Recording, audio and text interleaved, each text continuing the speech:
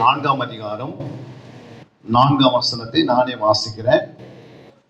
மத்தேயு 4:4. அவர் பிரதியுத்தரமாக, மனுஷன் அப்பத்தினால் மாத்திரமல்ல, தேவனுடைய வாயிலிருந்து புறப்படுகிற ஒவ்வொரு வார்த்தையினால் பிழைப்பான் என்று எழுதி இருக்கிறதே என்றார். அல்லேலூயா. அங்க சொல்லப்பட்டிருக்கிறது, தேவனுடைய வாயிலிருந்து புறப்படுகிற ஒவ்வொரு வார்த்தையினாலும் பிழைப்பான் என்று எழுதிப்பட்டு. அப்ப தேவனுடைய வாயிலிருந்து புறப்படுகிற ஒவ்வொரு வார்த்தை, அந்த வார்த்தை தான் இயேசு கிறிஸ்து. அல்லேலூயா. தேவனுடைய வாயில என்ன இருந்ததுன்னா இயேசுவினுடைய வார்த்தை தான் அவர் பேசினார். ஏன்னா ஆதியிலே வார்த்தை இருந்தது, அந்த வார்த்தை தேவனிடத்திலிருந்து, அந்த வார்த்தை தேவனா இருந்தது. அப்ப இந்த வார்த்தை தான் முக்கியம். புரியுங்களா? இந்த வார்த்தைக்கு நீங்க எவ்வளோ நேரம் கொடுக்குறீங்களோ அந்த வார்த்தை உங்களுக்கு பிழைப்பு கொண்டே இருக்கும். அல்லேலூயா. எரேமியா 15ஆம் அதிகாரம் 16ஆம் வசனத்தை நீங்க வாசித்து பாருங்க. எரேமியா 15:16 பாருங்க. உங்களுடைய வார்த்தைகள் கிடைத்த உடனே அவைகளை உட்கொண்டேன். உங்களுடைய வார்த்தைகள் எனக்கு சந்தோஷமும், பாருங்க என்ன சொல்றாரு, என் இருதயத்துக்கு மகிழ்ச்சி. அவருடைய வார்த்தையை கேட்ட உடனே நான் என்ன பண்ணிட்டேன், உட்கொண்டேன். அப்ப இந்த வேதத்தில் இருக்கிற வார்த்தைகள், முழு வேதமே வார்த்தையில நிரம்பி இருக்கிறது. அல்லேலூயா. இந்த முழு வேதத்துக்குள்ள இயேசு கிறிஸ்துவின் வார்த்தை எங்கெல்லாம் இருக்கிறது என்று நாம் தேட வேண்டும். மனுஷனுடைய வார்த்தையும் உள்ள இருக்கிறது, அதையும் தேட வேண்டும். பிசாசின் வார்த்தையும் இதுக்குள்ள இருக்கிறது, அதையும் நம்ம என்ன பண்ணோம், தேட வேண்டும். அல்லேலூயா. அப்போ ஏதோ ஒரு ஆண்டுடைய வார்த்தை மட்டும் இதுக்குள்ள இருக்குது நீங்க சொல்லக்கூடாது. எல்லா வார்த்தைகளும் மனுஷனுடைய வார்த்தையும் இருக்குது. பாருங்க அடுத்து சொல்ற ஆண்டவர் மத்தேயு 6ஆம் அதிகாரம் 7ஆம் வசனம். மத்தேயு 6:7. அன்றையும் நீங்கள் ஜெபம் பண்ணும்போது அஞ்ஞானிகளைப் போல வீண் வார்த்தைகளை அளப்பாதீங்கள். அவர்கள் அதிக வசனிப்பினால் தங்கள் ஜெபம் கேட்கப்படுவது என்று நினைக்கிறார்கள். அப்ப இங்க என்ன பண்றது, வீண் வார்த்தை. வீண் வார்த்தை யாரு? மனுஷனுடையது.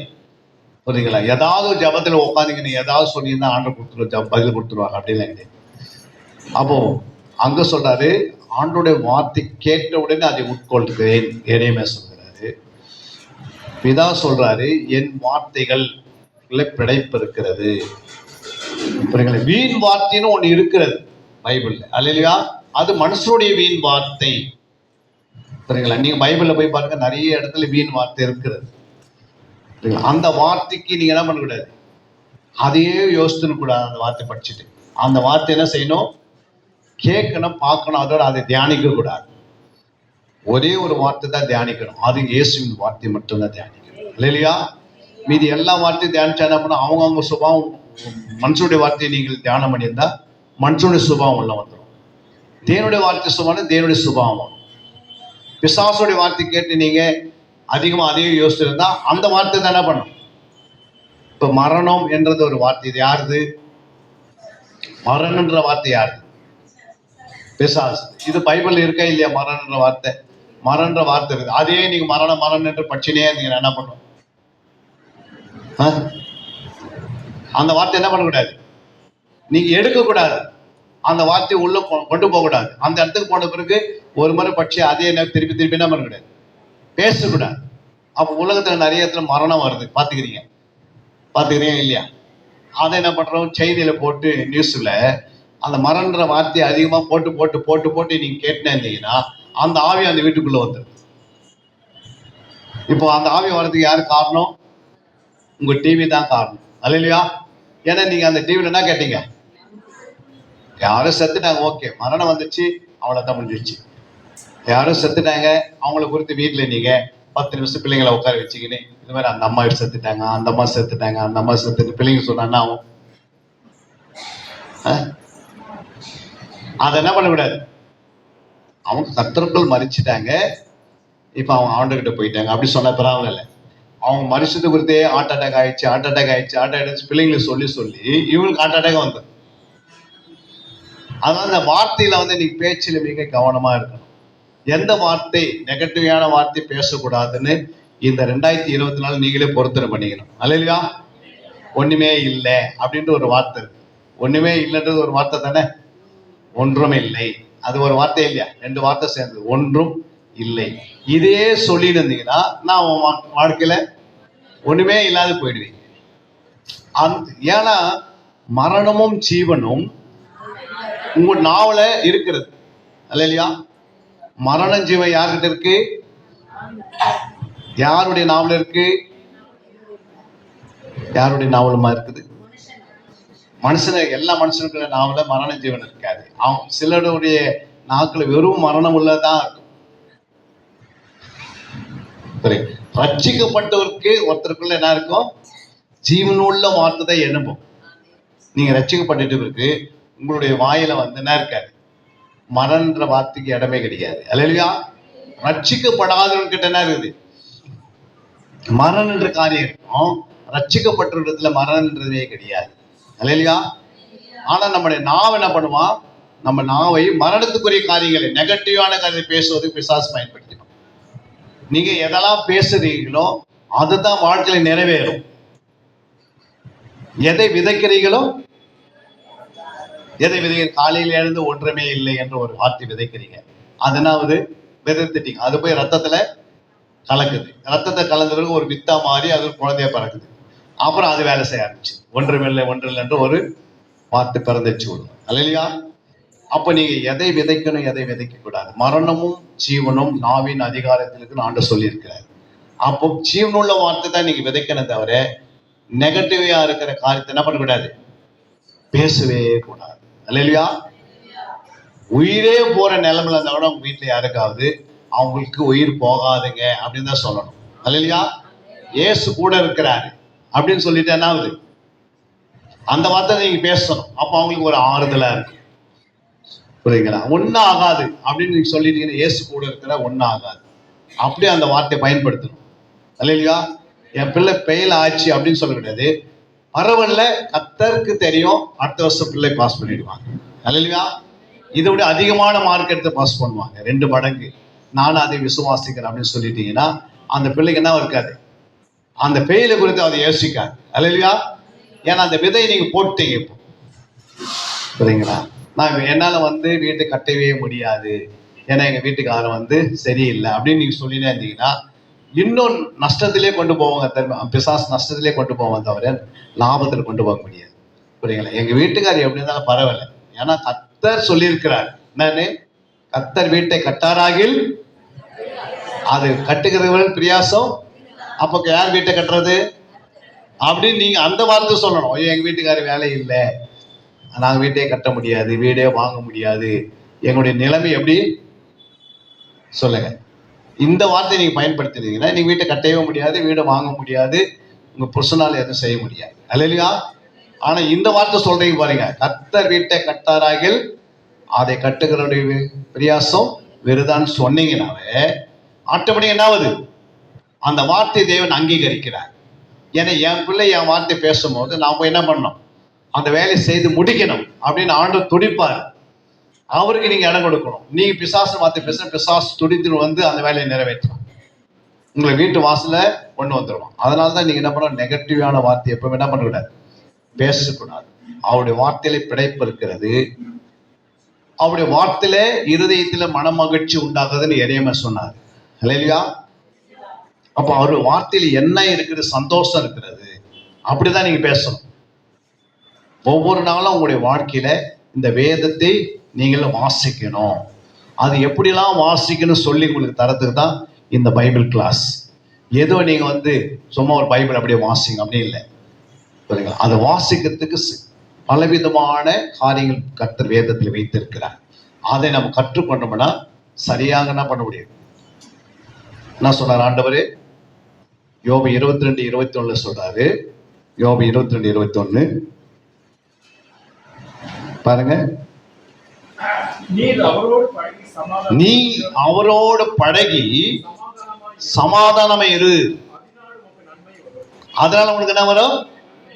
நன்மை வரும். புரியுங்களா? நீங்க யாரோட பழகணும்? உங்களுடைய பழக்கம் யாரோட இருக்கணும்? 2024 யாரோட பழகணும்? உதவாத சோம்பேறிகிட்ட போய் உட்காந்துருந்தீங்கன்னா அதே மாதிரி சோம்பேறி ஆயிடுது. புரியுங்களா? ஒண்ணு இல்லாத ஒன்றது உதவாதங்கிட்ட போய் என்ன பண்ணுங்க? உங்களுடைய நேரத்தை செலவு பண்ணவே கூடாது. அல்லையா? ஒரு டிவி பெட்டிக்கு முன்னாடி போயிட்டு நீங்க உதவாத கட்டுக்கதைகள்லாம் கேட்டிருந்தீங்கன்னா உங்களுடைய வாழ்க்கையில முன்னேற்றம் வரவே வராது. டிவி பெட்டிக்கு முன்பாக போயிட்டு நீங்க போய் உட்காந்தீங்கன்னா அவங்க போட்டிருக்கிற சினிமாலாம் நீங்க பார்த்துருந்தீங்கன்னா உங்க வீட்டினுடைய வாழ்க்கையில பிசாசு தான் வீட்டுக்குள்ள இருக்கு. அல்லையா? ஏன் அப்படின்னா அவங்க கத்தியை காட்டுறான் சினிமாக்காரன். அந்த கத்தியை நீங்க ஒருத்தர் கொலை பண்ற மாதிரி காட்டா அதை நீங்க பார்த்துட்டே இருந்தீங்கன்னா உங்க பிள்ளைங்க நீங்க பார்த்தீங்கன்னா உங்களுக்கு அப்படியே கொலை பண்ற மாதிரி அந்த பிசாசை காட்டுவோம். இல்லையா? அவன் சிகரெட் பிடிக்கிற மாதிரி நீங்க அதை பார்த்தீங்கன்னா நீங்க சிகரெட் பிடிக்க ஆரம்பிச்சிங்க. அவன் வீடு பிடிக்கிற மாதிரி நீங்க பார்த்துட்டீங்கன்னா வீடு பிடிக்கிற மாதிரி ஆயிடுங்க. அவன் தண்ணி அடிக்கிற மாதிரி பார்த்தீங்கன்னா அந்த காலத்துல சினிமா இருந்தது வேற, இந்த காலத்துல இருக்க சினிமா வேற. இல்லையா? அந்த காலத்துல சினிமா என்பது எது வரைக்கும் இருந்தது? அவங்க கை கூட தெரியாது, விரலே தெரியாத அளவுக்கு சட்டை போடுவாங்க பெண்கள் ஆண்கள். பாத்துக்கிறீங்களா? இந்த காலத்துல எல்லாமே தெரியுது. அல்லையா? அந்த அளவுக்கு ட்ரெஸ் இருந்தா அந்த பிள்ளைங்க அதே ட்ரெஸ் வாங்கி போட்டு சர்ச்சில் உட்காந்து. அல்லையா? ஏன்னா நீங்க அங்க பார்த்துட்டு தான் இங்க வரீங்க. இங்க இருக்கிற அபிஷேகம் வெளியே போய் வேலை செய்யணும். ஆனா அங்க இருக்கிற சில தவறான காரியங்கள் சபைக்கு வருது. இருக்கே இல்லையா? அங்க என்ன ட்ரெஸ் போறாலும் அதே ட்ரெஸ். புரியுங்களா? ஒருத்தர் ஒரு பையனுடைய ட்ரெஸ் கட்டுனா பேண்ட் எல்லாம் கிழிஞ்சு கட்டுதுன்னா அதான் மாடல்ன்றான்.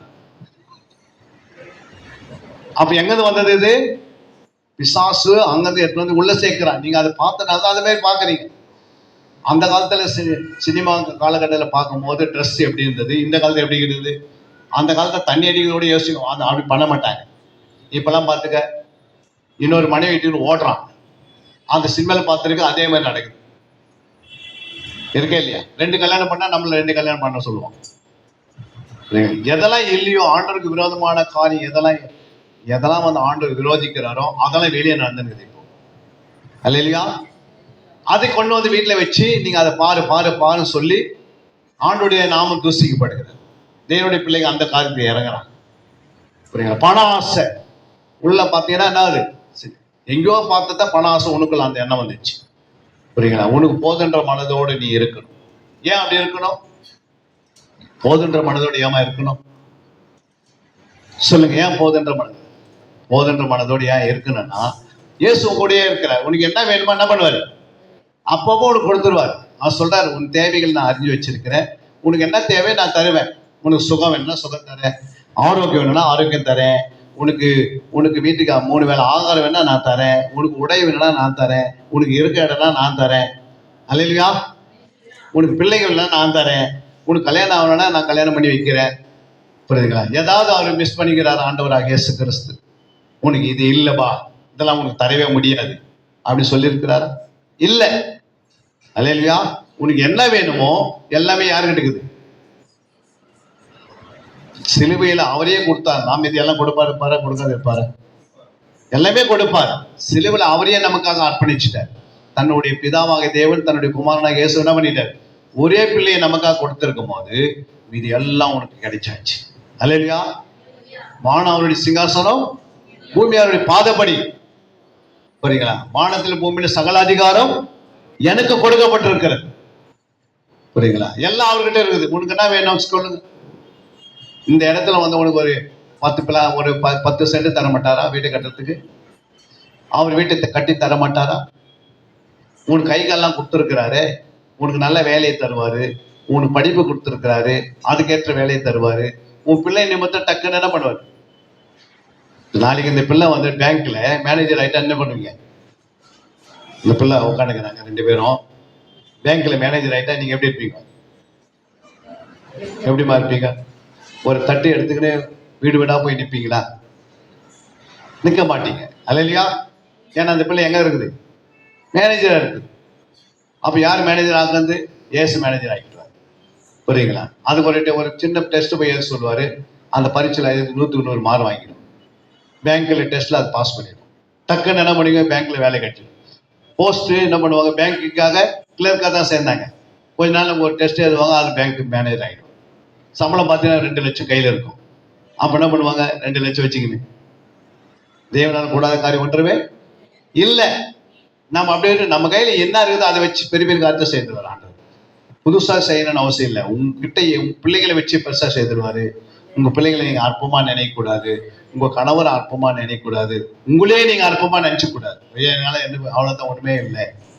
அல்லேலூயா. இயேசு உங்களோட இருக்கிறாரு. இயேசு உனக்குள்ள இருக்கிறாரு. நான் உங்களோட கூடவே இருக்கிறேன். எது இருக்கிறேன், முடிய பறிந்த வரைக்கும் நான் உங்களோட இருப்பேன் அப்படின்றாரு. அப்போ முடிவு பறிந்து இருக்கிறவருக்கு நீங்க எப்படி இருக்கணும், எதை குறித்து கவலைப்பட வேண்டிய அவசியம் கிடையாது. அல்லேலூயா. நாளை தினத்தை குறித்து என்ன பண்ணக்கூடாது, கவலைப்படக்கூடாது. புரியுங்களா? ஐயோ என் பிள்ளை பாஸ் பண்ணுவோம் பேர், அதே நீங்க ஏன் நினைக்கிறீங்க, அதை பாஸ் பண்ணோம் அப்படின்னு சொல்லணும். உங்க பிள்ளைகள் பாஸ் பண்ணுவாங்க. 100க்கு 70 மார்க், 75%, 80%, 100க்கு 100 வாங்குவாங்கட்டு அந்த நிச்சயம் உங்ககிட்ட இருக்கணும். என் இயேசு இருக்கிறார் என்னோட, அவர் எல்லாவற்றையும் செய்து முடிச்சிடுவார். அல்லேலூயா. எல்லாவற்றையும் அவர் செய்ய வல்லவரா இருக்கிறார். எல்லாம் மறிச்சு எல்லா கல்லறையும் இருக்குது. இயேசுடைய கல்லறை எப்படி இருக்குது, எம்டியா இருக்கு. ஏன் எம்டியா இருக்கு? அவர் நம்ம மத்தியில் இருக்கிறார். அவர் மறித்தேன் அங்கேயே இருக்கிறேன், நீங்க வந்து என்னை பாருங்க, வருஷம் வருஷம் வந்துருங்க எல்லாம் அப்படின்னு சொன்னார். இயேசு எங்க இருக்கிறார், நமக்குள்ள இருக்கிறார். நமக்குள்ள வந்து வாசம் பண்ணிக்கிறார். புரியுங்களா? அங்க மறிச்சாரு, உயிர் தேர்ந்தாரு, என்ன பண்ணிட்டாரு, நமக்குள்ள வந்து வாசம் பண்ணி நிற்கிறார். அவரே மறிக்கலன்னா நான் இருக்கும், இயேசுவே மறிக்கலன்னா நான் இருக்குமா? இயேசுவை மறிக்கலன்னா அவர் மட்டும் ஊழியம் செய்யணும் உலகலாம். அல்லேலூயா. அவர் மறித்து உயிர் எழுந்ததுனால்தான் எல்லாருக்குள்ளேயும் வந்து நம்ம ஊழியம் செய்ய ஆரம்பிச்சிட்டோம். அல்லேலூயா. அங்கேயும் இஸ்ரவேல் தேசத்துலேயே அவர் சுற்றி சுற்றி வந்துடணும். யூதர்கள் விட்டுருப்பாங்களா, அவங்கள விட்டே மாட்டாங்க. நீ எந்த ஊருக்கும் போகாத, நாங்கள் பார்த்துக்கிறேன் எல்லாரும் அப்படின்பாங்க. சில பார்த்தீங்கன்னா அப்பா அம்மாவை நீங்க எந்த ஊருக்கு போகக்கூடாது, என் கூடயே இருந்து சொல்றதுக்கு அப்படியே கட்டி பிடிச்சிடுவாங்க. பார்த்துக்கிறீங்களா? நீ எங்குமே போகக்கூடாதுமா, நான் இங்கே இருக்கணும் அப்படின்வாங்க. அது மாதிரி இயேசு என்ன பண்ணியிருப்பாங்க யூதர்கள், நீங்க எங்கே இருக்கணும், எந்த தேசத்துக்கு என்ன பண்ணக்கூடாது, போகக்கூடாது. ஆனா அவர் என்ன சொன்னாரு, இப்போ நீங்க இங்க பாக்குறீங்க தொழுது கொள்றாங்க, உலகம் எங்கும் தொழுது கொள்ள காலம் வரனர். அப்போ உலகம் எல்லாம் இயேசு எப்படி தொழுது கொள்றோம், இயேசு நமக்குள்ள வந்து தான் தொழுது கொள்ள ஆரம்பிச்சிட்டோம். இப்ப நீங்க உலகம் ஃபுல்லா போய் பாருங்க, இயேசு கிறிஸ்து ஏற்றுக்கொள்ளாத மக்களே இல்லை. அல்லேலூயா.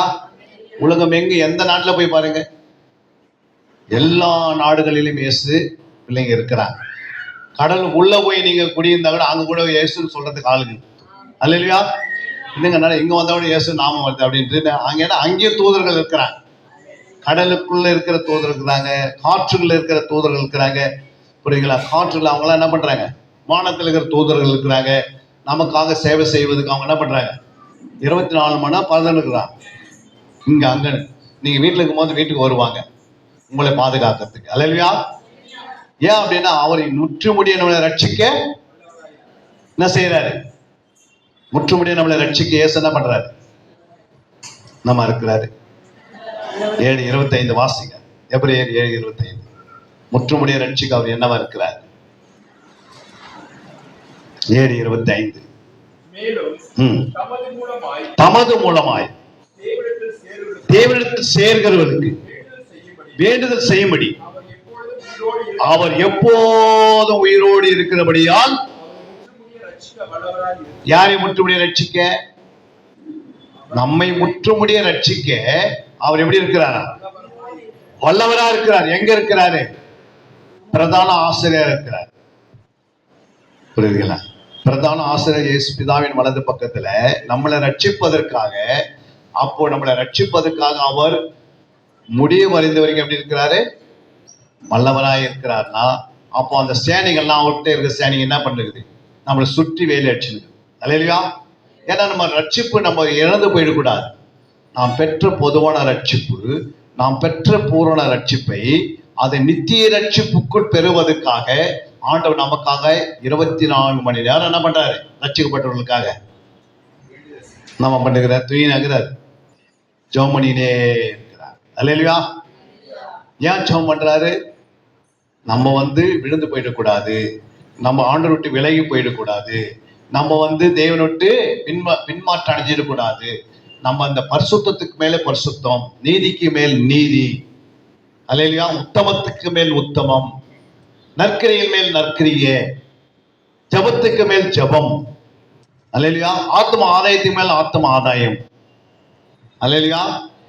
நம்ம இன்னும் எல்லாருக்கும் முன்பாக வெளிச்சத்து பிள்ளைகளாக, பிரகாசிக்கிற பிள்ளைகளாக, அநேகர் முன் நட்சத்திரங்களைப் போல ஞானவான்களாக, புத்தி உள்ளவர்களாக, செழிப்பானவர்களாக, 4 பேர் கொடுக்கிறவர்களாக கர்த்தர் நம்மை எடுத்து பயன்படுத்துவதற்காக அவர் என்ன செய்கிறார்? நம்மை உருவாக்கி கொண்டிருக்கிறார். அல்லேலூயா. ஏதோ வந்தோம், கொஞ்ச நேரம் சத்தியத்தை கேட்டோம், போயிட்டோம், அதுக்கு இல்லை. எதுக்காகனா நம்மளை மேன்மேலும் என்ன செய்யணும்? ஆண்டவர் வல்லமையாய் நம்மளை பயன்படுத்தணும். நம்ம போய் மற்ற மேல கை வச்சா அவங்க என்ன செய்யணும்? ஏதோ கரண்ட் இறங்கிச்சு அப்படின்னு சொல்லணும். பூரண எனக்கு விடுதலை ஆயிடுச்சு. அந்த அளவுக்கு நமக்குள்ள அந்த வல்லமைகள் இருக்கிறது. இயேசு உள்ள இருக்கும் போது நம்ம எப்படி இருப்போம்? தைரியமா இருப்போம். உங்க வீட்டுக்காரர் இருக்கும் போது யாரா வந்தாங்கன்னா எப்படி என்ன பண்றாங்க? பயப்படுறாங்க. யாருமா இருக்கிறது வீட்டுலன்னா? வீட்டுக்காரருக்கு தானே. அவன் அதோட என்ன பண்ணுவான்? போயிடுவான். உள்ள யாருக்கிறது? வீட்டுக்காரருக்கு. அது மாதிரி நமக்குள்ள இயேசு இருக்கும் போது பிசாசு பார்க்கறான். உள்ள இயேசுக்கிறார், நான் இந்த அம்மாவை என்ன பண்ண முடியாது, எந்த வியாதியும் கொடுக்கவே முடியாது, எந்த கொரோனாவும் கொடுக்க முடியாது, எந்த விதமான என்ன பண்ண முடியாது, காய்ச்சல் கொடுக்க முடியாது, கேன்சர் கொடுக்க முடியாது, எந்த விதமான பலவீனத்தை கொடுக்க முடியாது, தரித்திரத்தை கொடுக்க முடியாது, சாபத்தை கொடுக்க முடியாது, எந்தவித ஆபத்து, எந்தவித ஆக்சிடென்ட் கொடுக்க முடியாது. ஏன்னா இயேசு எங்க இருக்கிறார்?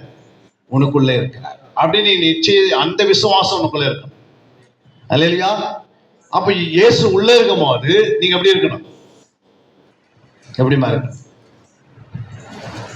எப்படி இருக்கணும்? பயப்படக்கூடாது. எதை குறித்து தைரியமா இருக்கணும். எதை செய்யறதுக்கு துணிஞ்சல். பாவத்தை செய்ய துணியக்கூடாது, ஜெபம் பண்றதுக்கு துணியணும். அல்லேலூயா. ஜெபம் முன்னும் ஒரு மணி நேரம் எக்ஸ்ட்ரா பண்ணுவேன், இன்னும் 2 மணி நேரம் பைபிளை வாசிப்பேன், இன்னும் 2 மணி நேரம் பண்ணுவேன், ஆண்டவருக்காக ஒரு ஆத்மாக்காக போயிட்டு வருவேன், தைரியமா போவேன். யாரும் என்ன ஒண்ணும் பண்ண முடியாதுன்னா அப்ப இயேசு உனக்கு எங்க போனாலும் முன்னாடி நிற்பாரு. அல்லேலூயா. நீ ஆத்மாவுக்கு போயிட்டு ஒரு கடைக்காரங்கிட்ட போயிட்டு இயேசு நல்லவன் சொல்லி பாருங்க, தைரியமா சொன்னீங்கன்னா அவன் அப்படியே ஒழுங்கி போயிடுவான்.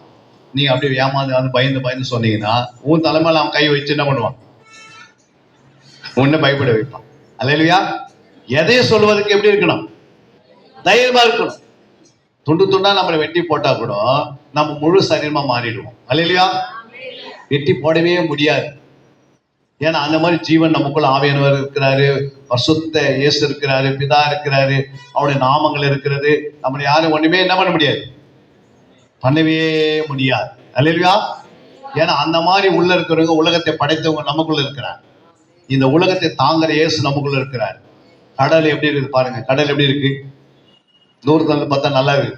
ஆனா கிட்ட போய் கடல் மேல நின்று பாரு, பக்கத்துல எப்படி இருக்குது அந்த தண்ணி பார்த்தா எப்படி இருக்கு? நம்ம குடலே வெளியே வர மாதிரி இருக்கும். ஏன்னா அந்த மாதிரி ஒரு ஆழங்கள், டெப்த் இருக்கு.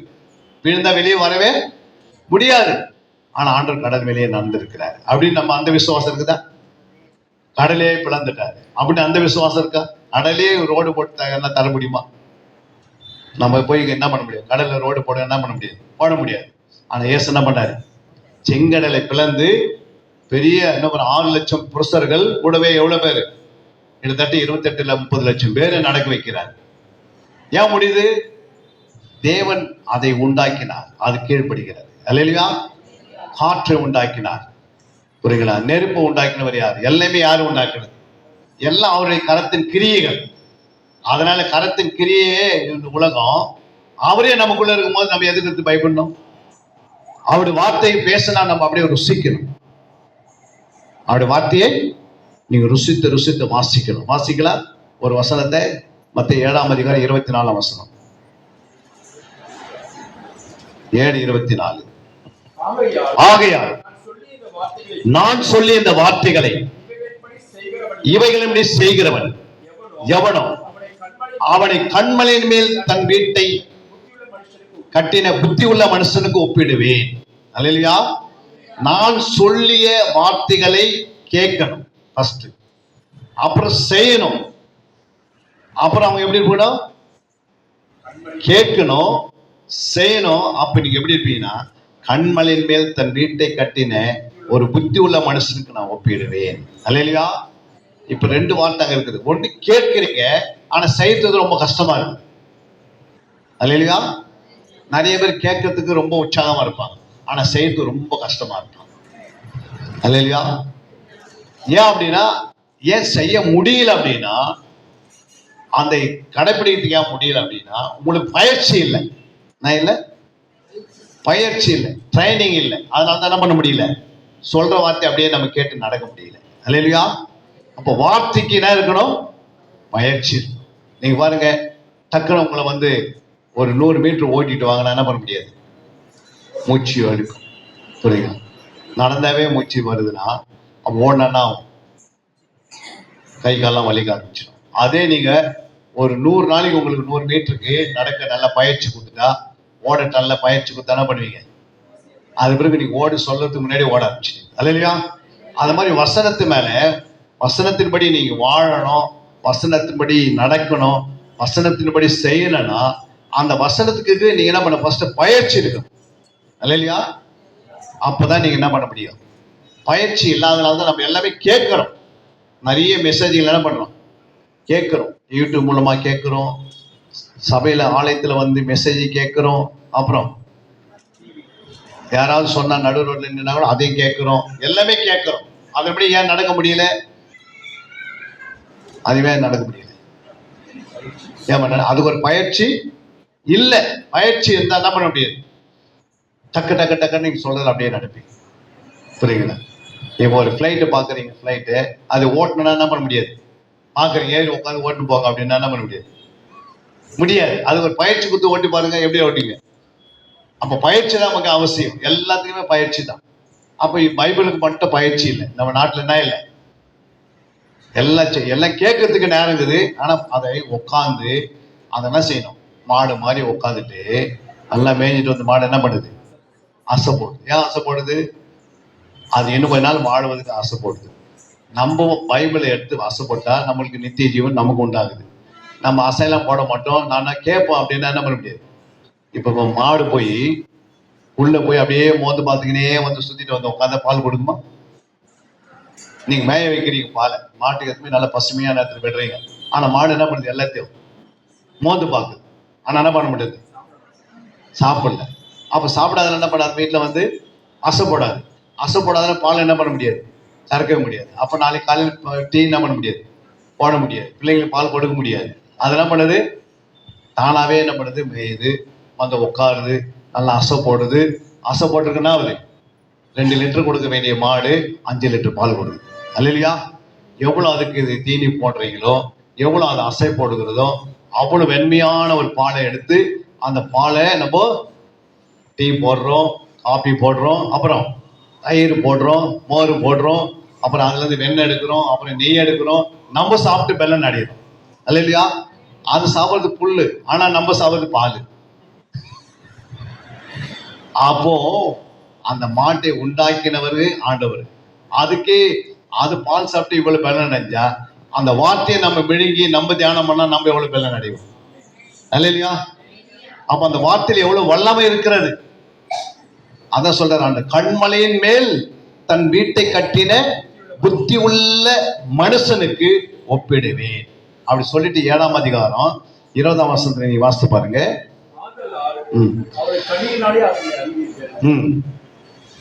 7:20 சொல்லுது, ஆகையால் அவர்களுடைய கனிகளினாலே அவர்களை அறிவீர்கள். 21, பரலோகத்தில் இருக்கிற என் பிதாவின் சித்தத்தின்படி செய்கிறவனே பரலோக ராஜ்யத்தில் பிரவேசிய அண்ணாமல் என்னை நோக்கி கர்த்தாவே கர்த்தாவே என்று சொல்லுகிறவன் அதில் பிரவேசிப்பதில்லை. ஏன் சொன்னாரு, பரலோகத்தில் இருக்கிற என் பிதாவின் சித்தத்தின்படி செய்கிறவனே. அங்க பாருங்க, செய் நான் வந்தது, செய்கிறவனே. கேட்கிறோம், செய்யறதில்லை. ஆனா சித்தம் வரும்போது நம்ம என்ன செய்யணும், கேட்டு நம்ம தியானம் பண்ணோம்னா அந்த சித்தத்தை நிறைவேற்றும் போது நம்ம செய்யலாமா. அப்ப என்ன செய்ய போறோம், நம்ம அங்க சொல்லப்படுது பாரு, பரலோகத்தில் இருக்கிற என் பிதாவின் சித்தத்தின்படி செய்கிறவனே பரலோக ராஜ்யத்துக்கு போக முடியும், உள்ள போயிட முடியும். ஆனால் என்ன நோக்கி நீங்க என்ன பண்றீங்க? கர்த்தாவே கர்த்தாவே கர்த்தான்னு சொல்லி ஜெபம் பண்ணுகிறோம். அல்லேலூயா. ஏதாவது கொடுப்பாரா கொடுப்பாரா கொடுப்பாரு. நீங்க செய்தாவே எல்லாம் கொடுத்துட்டாங்க. அல்லேலூயா. அப்ப வசனத்தின்படி கீழ்ப்படின்னு சொல்லுவோம். அப்ப சித்தனா என்ன? சித்தனா என்னமா? செய்யறதுதான் சித்தம். அல்லேலூயா. அப்ப என்ன செய்ய போறோம் நம்ம? அங்க பாருங்க 20:19 வாசிக்கிறோம். வாசிங்க 19. 18 வாசிங்க. பாருங்க, நல்ல மரம் கெட்ட கனிகளை கொடுக்க மாட்டாது, கெட்ட மரம் நல்ல கனிகளை கொடுக்க மாட்டாது, நல்ல கனி கொடாத மரம் எல்லாம் வெட்டுண்டு அக்னியிலே போடப்படும். அப்போ இது சொல்லிட்டு என்ன சொல்றாரு? அவர்களுடைய கனிகளினாலே அவர்களை அறிவீர்கள். அப்படி சொல்லிட்டு என்ன பண்றாரு? பரலோகத்திலே என் பிதாவின் சித்தத்தின்படி செய்யணும். கனி கொடுக்கிறதா பிதாவின் சித்தத்தை செய்ய முடியும். அல்லேலூயா. நம்ம என்ன செய்யணும்? கனி கொடுக்கணும். இப்ப நீங்க கனி கொடுக்குறீங்கன்னா எப்படி கொடுப்பீங்க? கனி கொடுக்கணும். மனுஷன் கனி கொடுக்கணும். கனி கொடுத்தா எப்படி கொடுக்க முடியும்? நீங்க 4 பேருக்கு ஆகாரம் கொடுக்குறீங்க, அது என்னது? ஒரு கனி. அல்லேலூயா. 4 பேருக்கு நற்கிரிகள் செய்றீங்க, அது என்னது? அது கனி. அல்லேலூயா. கெட்ட கனினா என்ன? 4 பேருக்கு திட்டுறீங்க, 4 பேருக்கு துரோகம் பண்றீங்க, 4 பேருக்கு கலப்பு, அதாவது களவு உண்டாக்குறீங்க, 4 பேருக்கு கஷ்டம் உண்டாக்குறீங்க, 4 பேருக்கு தேவையில்லாத வார்த்தைகளை பேசுனா அது என்னது? துர்க்கனியா மாறிடும். அல்லேலூயா. அப்ப நல்ல கனினா என்ன அர்த்தம்? நல்ல கனினா நீங்க என்ன பண்ணுவீங்க? பிதாவின் சித்தத்தை செய்ய ஆரம்பிச்சுக்கீங்க. கெட்ட கனி கொடுத்தா என்ன பண்ண முடியாது? கர்த்தாவே கர்த்தாவேன்னு சொல்லுவீங்க. அல்லேலூயா. நான் பிசாசை துரத்தினேன். பிசாசை யார் துரத்த முடியாது? பிசாசை யார் துரத்துவாங்க? வரம் கொடுத்துட்டா துரத்திடலாம். பிசாசை துரத்தக்கூடிய வரங்கள் உனக்கு கொடுத்துட்டா என்ன பண்ணிடலாம்? நீ 1000 பிசாசு துரத்தலாம். 1000 பிசாசு துரத்திட்டு நீ ஆண்டு கனி கொடுக்கலாம். நீ எங்க போக முடியாது? பரலோகத்துக்கு போக முடியாது. நான் 100 பிசாசு துரத்திட்டு வரேன், அதெல்லாம் என்ன பண்ணுவேன்? என்ன பரலோகத்தில் வச்சுக்க நான் என்ன பண்ணுவேன்? அவர் சொல்றாரு, நான் உன்னை அறியேன்றார். யார் அறியாதது? பிசாசு ஒருத்தர்கிட்ட போயிடுச்சுன்னு ஒருத்தர் துரத்துறா போகுது. ஏன் போச்சு அது? பிசாசு ஆண்ட கொடுத்த வரத்தினால தான் அவங்க துரத்துறாங்க.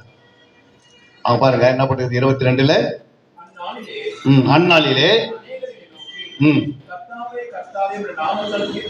பாருங்க, தீர்க்க தரிசனம் உரைத்தோம் அல்லவா, உமது நாமத்தினால பிசாசுகளை துரத்தினோம் அல்லவா, உமது நாமத்தில் அநேக அற்புதங்களை செய்தோம் அல்லவா என்பார்கள். இப்ப இந்த உமது நாமத்தினாலே தீர்க்கதரிசனம் உரைத்தோம் அல்லவா அப்படின்னு யார் சொன்னது? இது தீர்க்கதரிசனம் யாருமா உரைத்தது? நீங்க ஹாஸ்பிட்டலுக்கு போறீங்க, ஹாஸ்பிட்டலுக்கு போயிட்டு ஒரு அம்மா உடம்பு சரியாக படுத்துனுக்குறாங்க இல்ல, அவங்களுக்கு நீங்க கை வச்சு ஜெபம் பண்றீங்க. நீங்க அற்புதம் செய்தீங்களா இல்லையா? நீங்க அற்புதம் செய்தீங்க. பிசாசு இயேசு நாமத்தில் போனா அது போயிடுது. அல்லேலூயா. அது விசுவாசம் செய்யறாங்க, ஊழியக்காரன் செய்யறாங்க. இந்த வேலையை மட்டும் இல்லாமல் ஆட்சியர் ஆண்டு 1000 பிசாசு ஓடனாலும் அந்த பிசாசு சுபாவம் நமக்குள்ள இருக்கிற வரைக்கும் நம்ம ஆண்டுக்கு கனி கொடுக்கவே முடியாது. இல்லைங்க, என்கிட்ட இருந்து 10,000 பிசாசு வெளியே போயிடுச்சு. பிசாசு போயிடுச்சு, ஆனா பிசாசு குணம் எங்க இருக்குது? அவங்களுக்குள்ளே இருக்குது. அது அழிக்கப்படாத வரைக்கும் ஆண்டவருடைய சித்தத்தை செய்ய முடியாது. அல்லேலூயா. ஒரு வருஷம் ஃபுல்லா எப்படி வாழணும்னு சொல்லி தீர்க்கதரிசனம் உரைச்சுன்னு இருக்கு. தீர்க்க தரிசனத்தை உரைத்துட்டு நான் பரிசுத்தம் ஆகலன்னா புரோஜனம் இல்லை. நான் 1000 அற்புதம் செய்தேன், 1000 பேர் என்னுடைய வியாதிகளை குணமாக்கினேன், ஆனா எனக்குள்ள இருக்கிற சுபாவம் மாறலன்னா என்ன அர்த்தம்? அல்லேலூயா. அப்போ ஆண்டவர் சொல்றாரு, நீ கனி கொடுத்துட்டு இதெல்லாம் செய்தனா நல்லது. நீ கனி கொடுத்துட்டு பிசாசு 1000 துரத்திட்டா ப்ராப்ளமே கிடையாது. அல்லேலூயா. நீ கனி கொடுத்து தீர்க்கதரிசனம் உரைத்தனா ப்ராப்ளமே கிடையாது. நீ கனி கொடுத்துட்டு நீ அற்புதம் செய்து ப்ராப்ளம் கிடையாது. ஆனா கனி இல்லாத இதெல்லாம் நீ செய்யலாம் என்று ஆண்டவர் சொல்லி இருக்கிறாரு. நீ 1000 பிசாசு ஓட்டினா அது எனக்காக ஓட்டலவா, நான் கொடுத்த வரத்தினால தான் நீ ஓட்டுகிற அப்படின்னு. அல்லேலூயா. அப்ப கனி ஒருத்தர் கொடுக்கணும் அப்படின்னா அவங்க ஃபர்ஸ்ட் கனி கொடுக்கணும். என்ன செய்யணும்? ஒருத்தர் கனி கொடுக்கணும், அன்பு வரணும். என்ன செய்யணும்? ஃபர்ஸ்ட் அன்பு வரணும். ஒருத்தருக்குள்ள அன்பு வரணும். என்னம்மா பண்ணணும்? உங்களுக்குள்ள அன்பு வரணும். நீங்க என்ன பண்ணுவீங்க?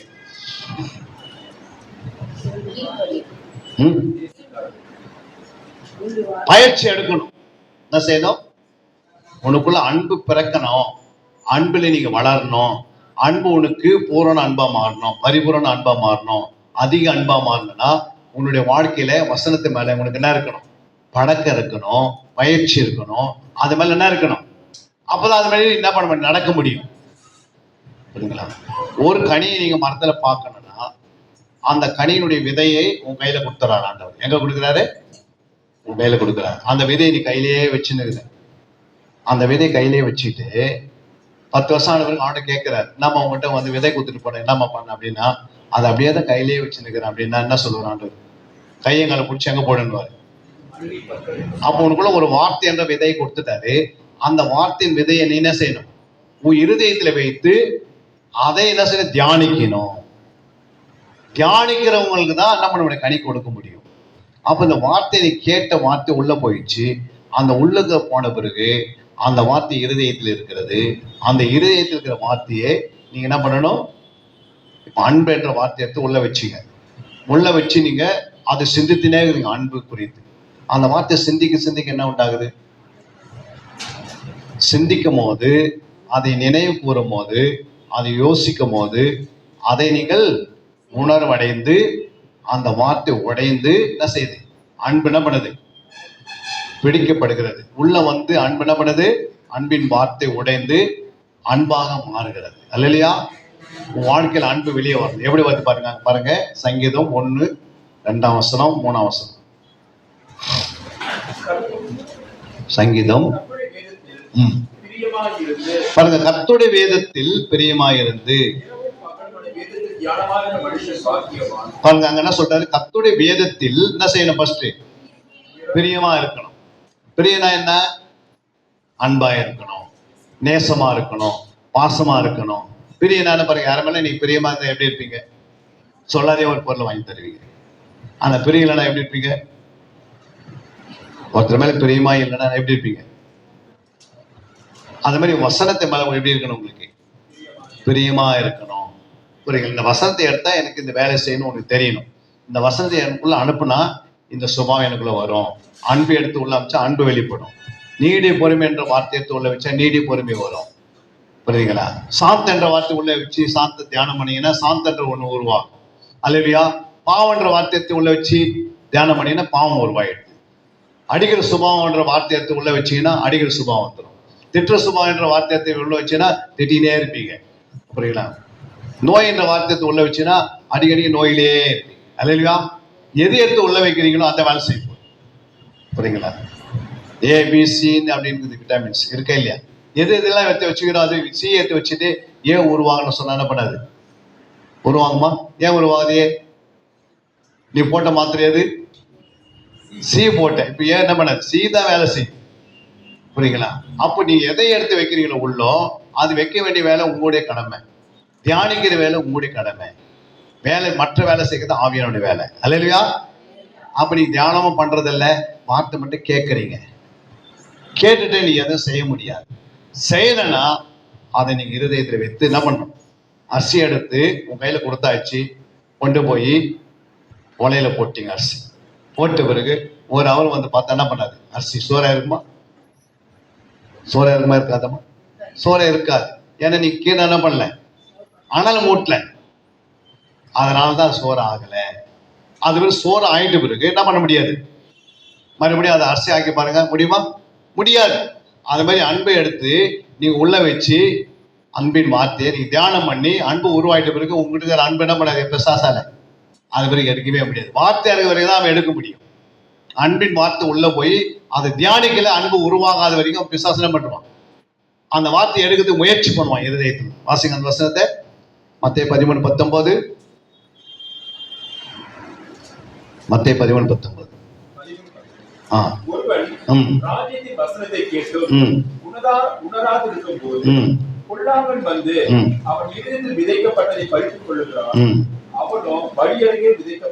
பாருங்க என்ன சொல்றாரு? ஒருவன் ராஜ்யத்தின் வசனத்தை நீ கேட்கறீங்க. இந்த வசனத்தை என்ன வசனம்? ராஜ்யத்தின் வசனம் என்ன அர்த்தம்?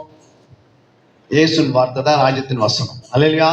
பரலோகத்துல வந்து இயேசு பூமிக்கு வந்து இப்போ மாயை திறந்து பேசுறாரு. நான் பேசுறாரு ஒரு மனுஷனுக்குள்ள கல்லான இருதயம் இருக்கிறது, ஒரு மனுஷனுடைய இருதயம் முள்ளாக இருக்கிறது, ஒரு ஒரு மனுஷனுடைய இருதயம் எப்படி இருக்குது, வழியருக இருதயமா இருக்கிறது, இன்னொரு மனுஷனுடைய இருதயம் எப்படி இருக்குது, நல்ல நல்ல இருதயமா இருக்கிறது. அப்படின்னு 4 இருதயத்துக்கு தாங்க பேசுறாரு. அப்ப இந்த வசனத்தை அவர் பேசும்போது இங்க உட்காந்துக்கிறீங்க, 4 பேர் உட்காந்துக்கிறீங்க, 4 விதத்துல நீங்க கேட்டுக்கினே இருக்கும்போது இந்த வார்த்தையை கொண்டு போய் அங்க இருதயத்துல வைத்துட்டு பிறகு அங்க என்ன வரணும், உணர்வு வரணும். அந்த உணர்வு ஏன் வர மாட்டேங்குது? உணர்வு எப்பமா வரும்? உங்களுக்கு உணர்ச்சி வேற, உணர்வு வேற. உணர்ச்சிக்கும் உணர்வுக்கு என்ன வித்தியாசம்? உணர்வுக்கும் உணர்ச்சிக்கு என்ன வித்தியாசம்? ரெண்டுமே இச்சை தான். அங்க இற வருது, இங்க இச்சு வருது. அதனால அந்த வித்தியாசம் சொல்ல முடியுமா?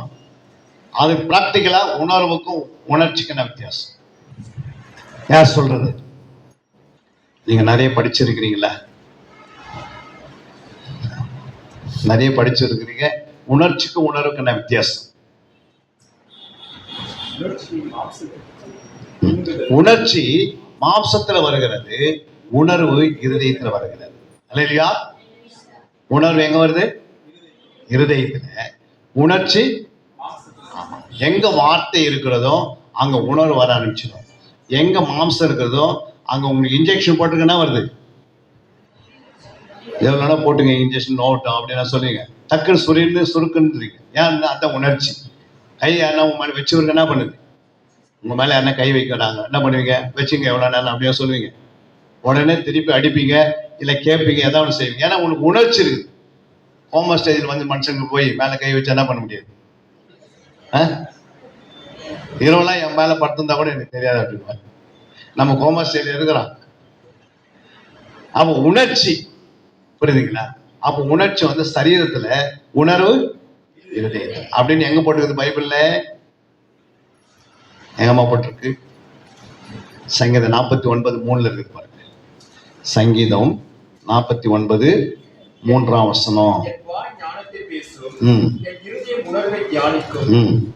பாருங்க, அங்க போட்டிருக்கு பாருங்க. இருதயத்தில் தான் இருக்குது, உணர்வு இருக்கிறது. சொல்ற பாருங்க, என் வாய் என்ன பண்ணும்? ஞானத்தை பேசும். புரியுங்களா? உங்க வாய் எதை பேசணும்? ஞானம் தான் பேசணும். ஆனா ஞானம் இல்லாத பாவம் இருந்தா பாவத்தையே பேசுவீங்க. அங்க அசுத்தம் தான் அசுத்த பெற்று பேசுவீங்க. உங்க வாய் எப்பவுமே எதை வச்சிருக்குதோ இருதயத்தில் அதான் பேசிருப்பீங்க. ஆனா உங்க இருதயத்துல என்ன பேசணும்? வசனம் தான் என்ன பண்ணும்? தியானிப்பீங்க. தியானம் தான் அது உணர்வு அடைஞ்சிருது. இல்லையா?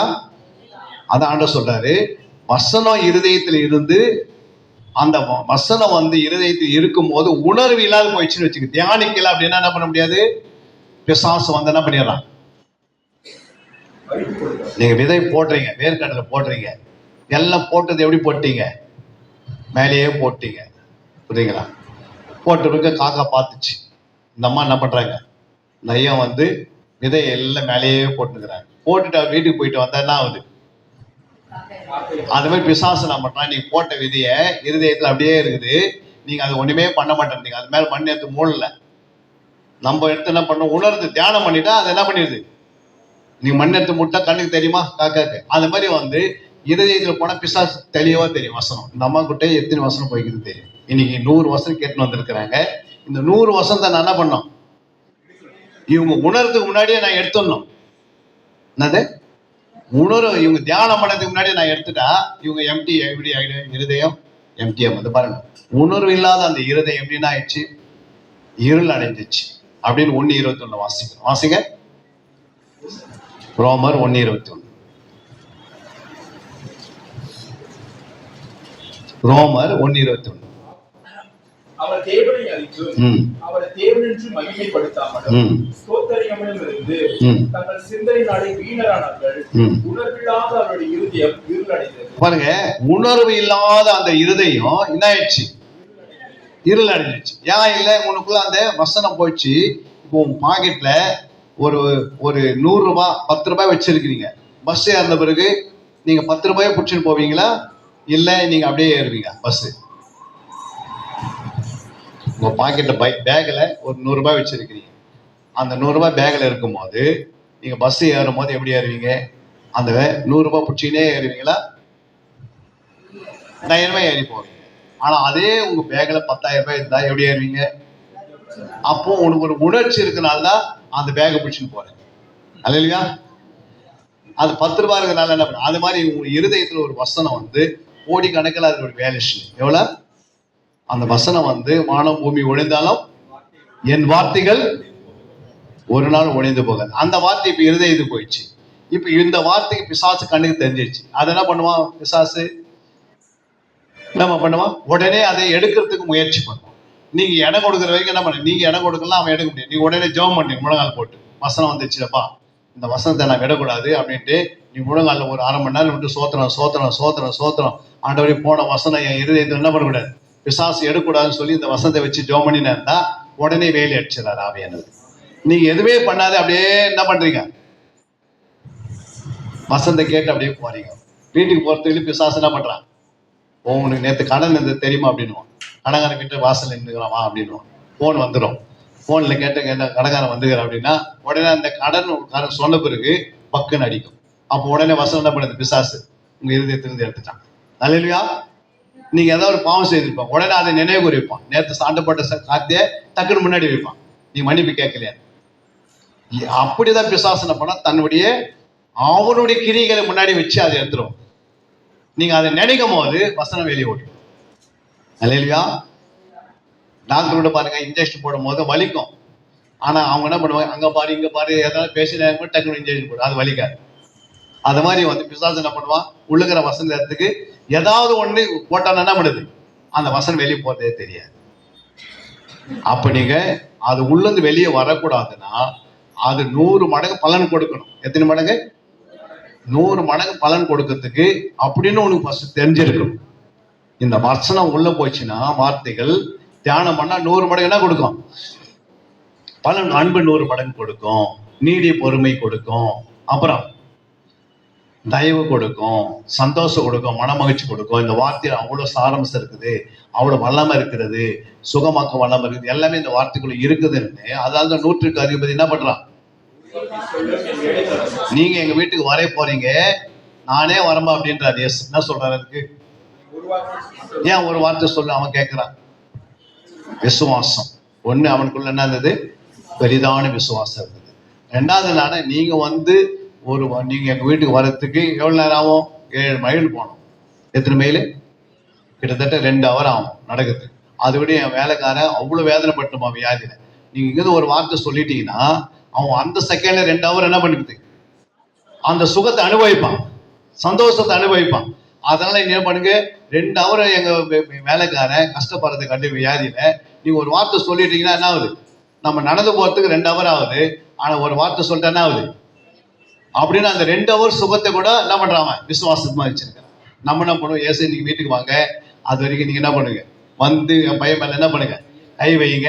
நம்ம வீட்டுக்கு அங்க போறது 10 கிலோமீட்டர் ஆச்சு அப்படின்னா எதுவுமே வசதி நடந்து போது எப்படி போக முடியும்? அந்த காலத்துல என்ன இல்லை, எந்த வாகனம் இல்லை.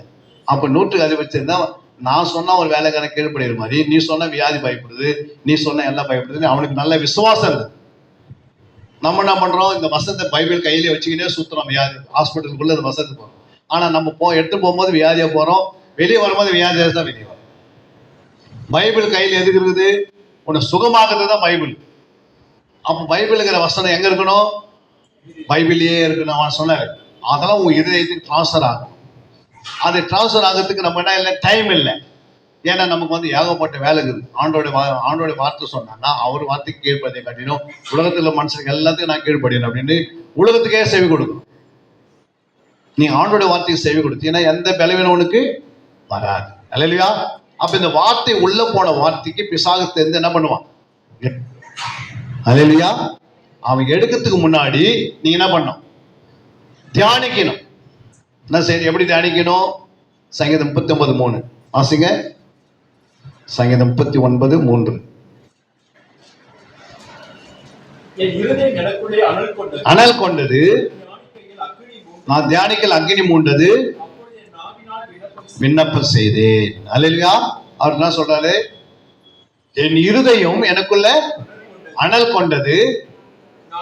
அப்போ ஒருத்தருடைய இருதயம் எப்பவுமே எப்படி இருக்கணும்? அனலா இருக்கணும். ஒரு அடுப்பு அனலா இருந்தா எந்த கரப்பாம்பூச்சி என்ன பண்ணாது, அடுப்பாட வராது. அது எப்பவுமே எப்படி இருக்குது, அடுப்பு தூங்கி இருக்கிறதுனால எல்லாம் நம்ம வந்து ஃபாஸ்ட் ஃபுட்டே சாப்பிட்டு தானே வருது, அடுப்பு தூங்கினே இல்ல. அதெல்லாம் உங்க சரீரத்துக்கு பலவீனம்.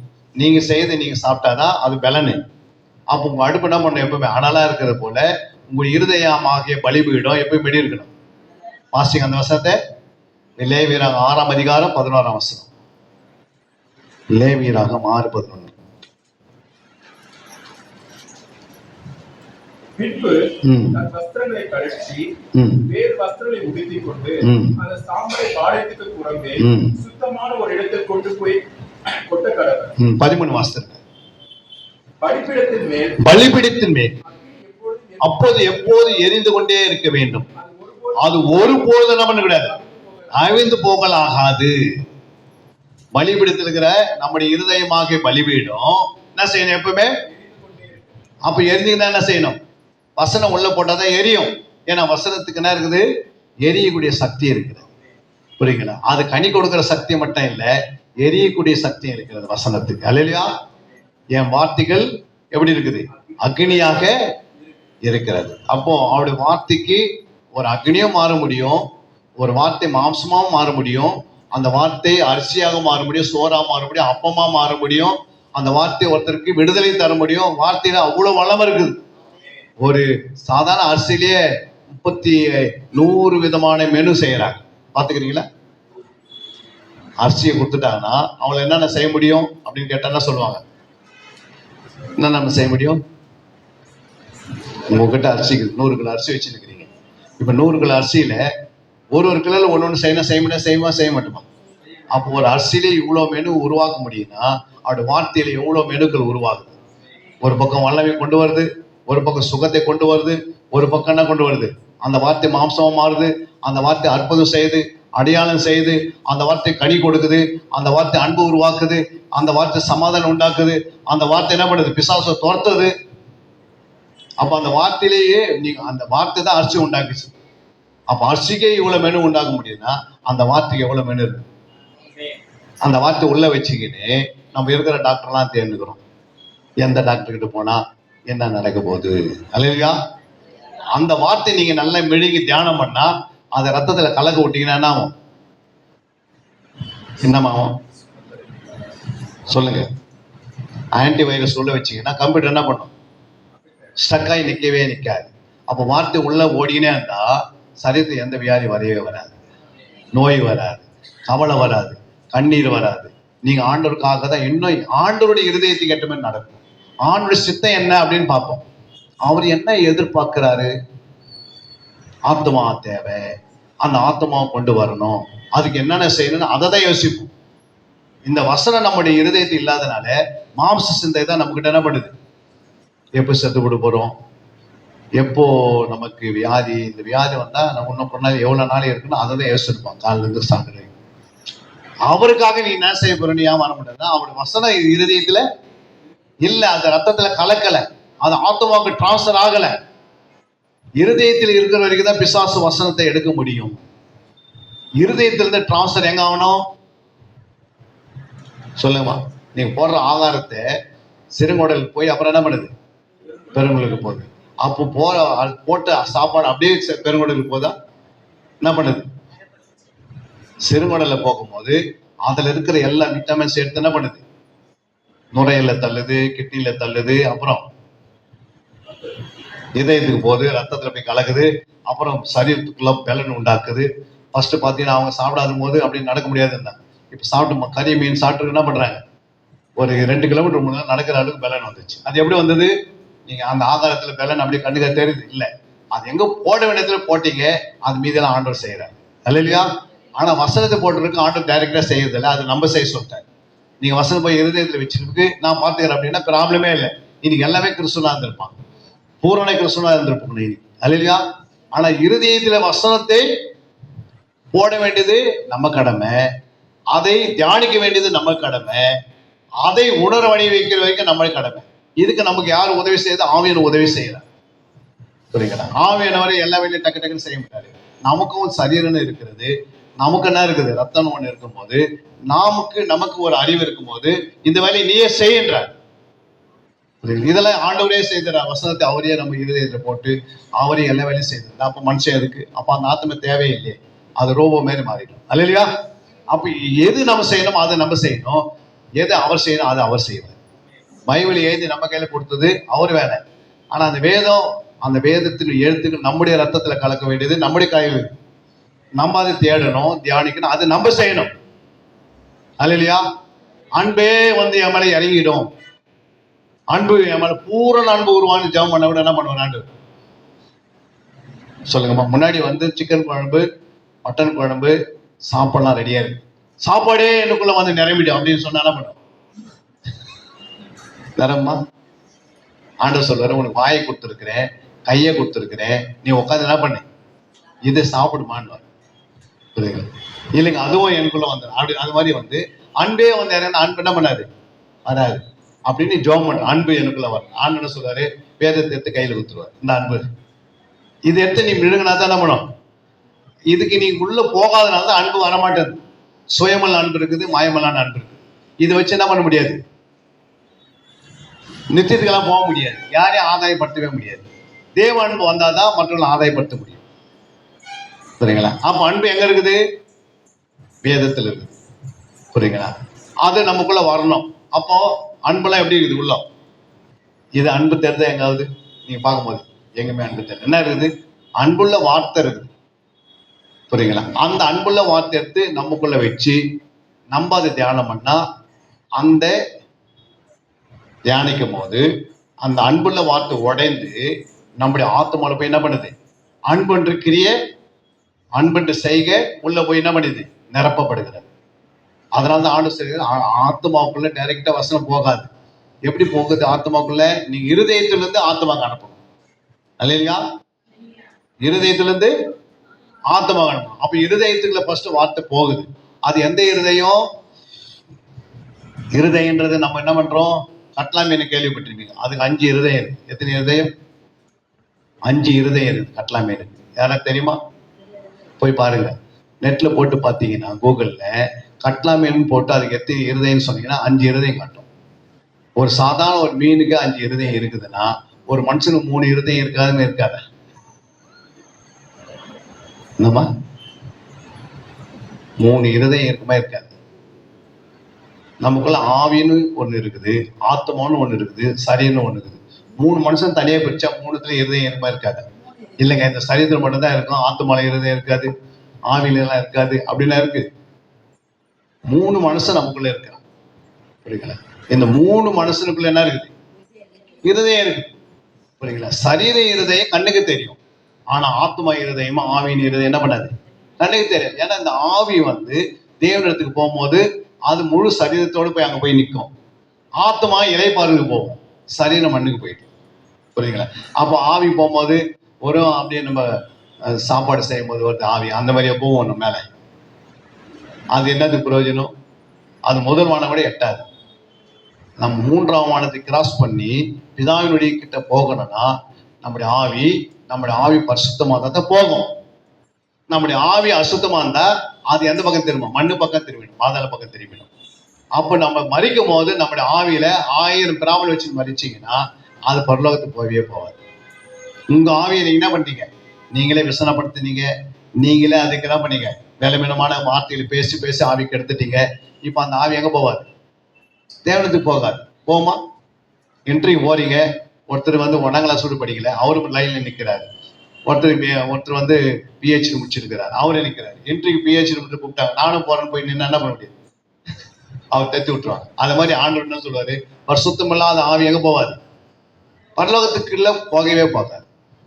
அதனாலதான் இங்க சொல்லியிருக்கு 1 Thessalonians 5:23 உன் ஆவி, ஆத்மா, சரீரம் 3 எப்படி இருக்கணுமா? குற்றமற்றதா இருக்கணும். அதுல ஏதாவது குற்றம் இருந்துச்சுன்னா அந்த ஆத்மா பிசாசு பிடிச்சி வச்சுப்பான், அந்த ஆவியை பிடிச்சி வச்சுப்பான், போக விட தடை பண்ணுவான். பாருங்க எப்படி தடை பண்றாங்க. அது அந்த வசனத்தை வாசிங்க, வாசிட்டு இன்னொரு வசனம் சொல்ல பாருங்க.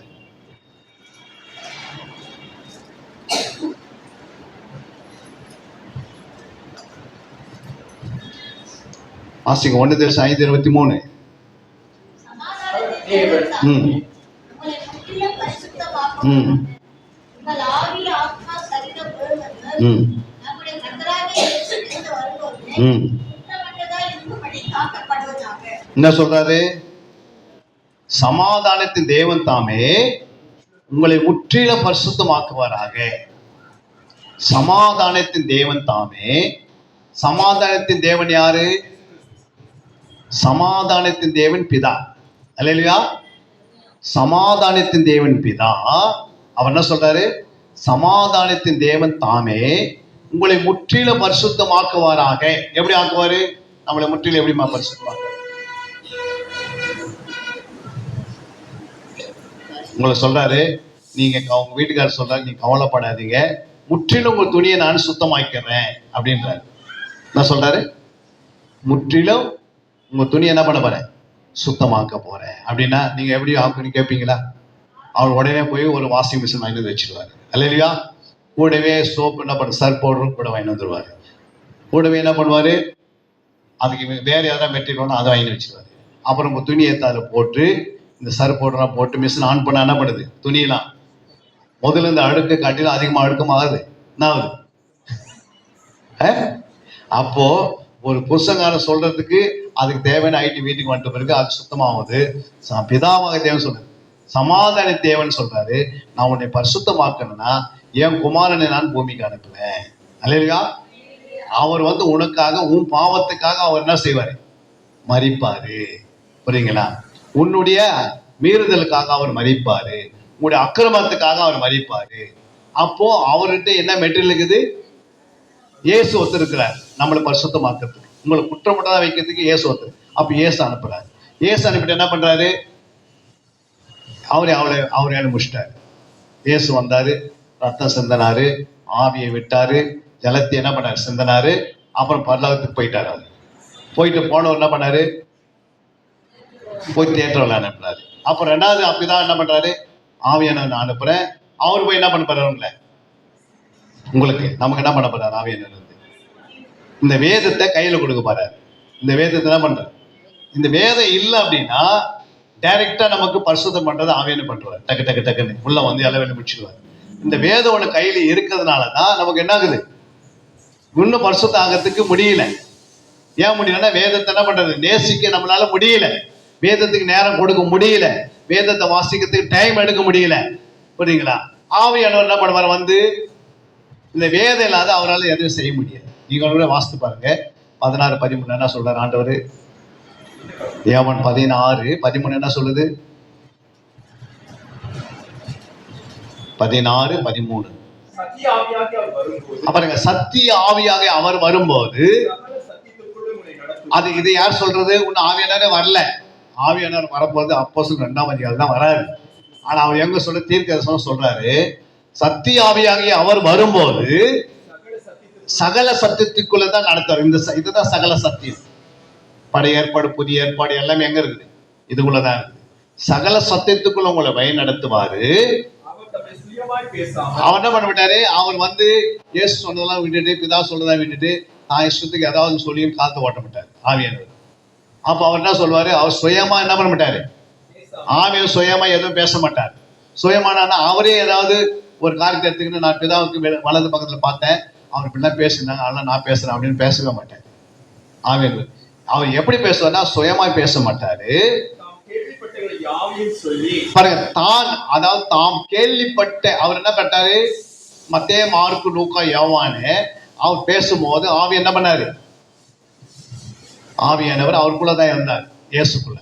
அந்த ஆவியானவர் எங்க இருந்தாரு? ஆவியன் எங்கம்மா இருந்தாரு?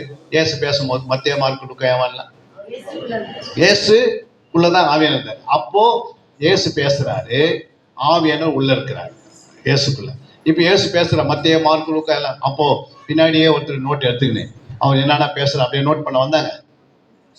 அவர் பேசினாரு எல்லாம் காற்றுலயே இருக்குது, அப்படியே காற்றுக்குள்ளேயே. புரியுங்க? ஆவியானவர் வந்தாரு, என்ன பண்ணிட்டாரு? பேதுருக்குள்ள நுழைஞ்சாரு, லூக்காக்குள்ள நுழைஞ்சாரு, மத்தேயுக்குள்ள நுழைஞ்சாரு, மார்க்குள்ள நுழைஞ்சாரு, பவுலுக்குள்ள நுழைஞ்சாரு, அப்புறம் யூதாக்குள்ள நுழைஞ்சாரு. அவங்க அந்த புத்தகத்தை எழுதிட்டாங்க. அவர் பேசுறதை இவர் எழுதுறாரு. அவர்தான். அவர் கண்டி ஒருத்தர் கூட வரலன்னு என்ன பண்ண முடியாது? எழுத முடியாது. அப்ப நான் போய் தேட்டர் வரலன்னு அனுப்புவார். அது வரைக்கும் எங்க இருக்கிற தேட்டர் வரலன்னு இவருக்குள்ள தான் இருக்கு.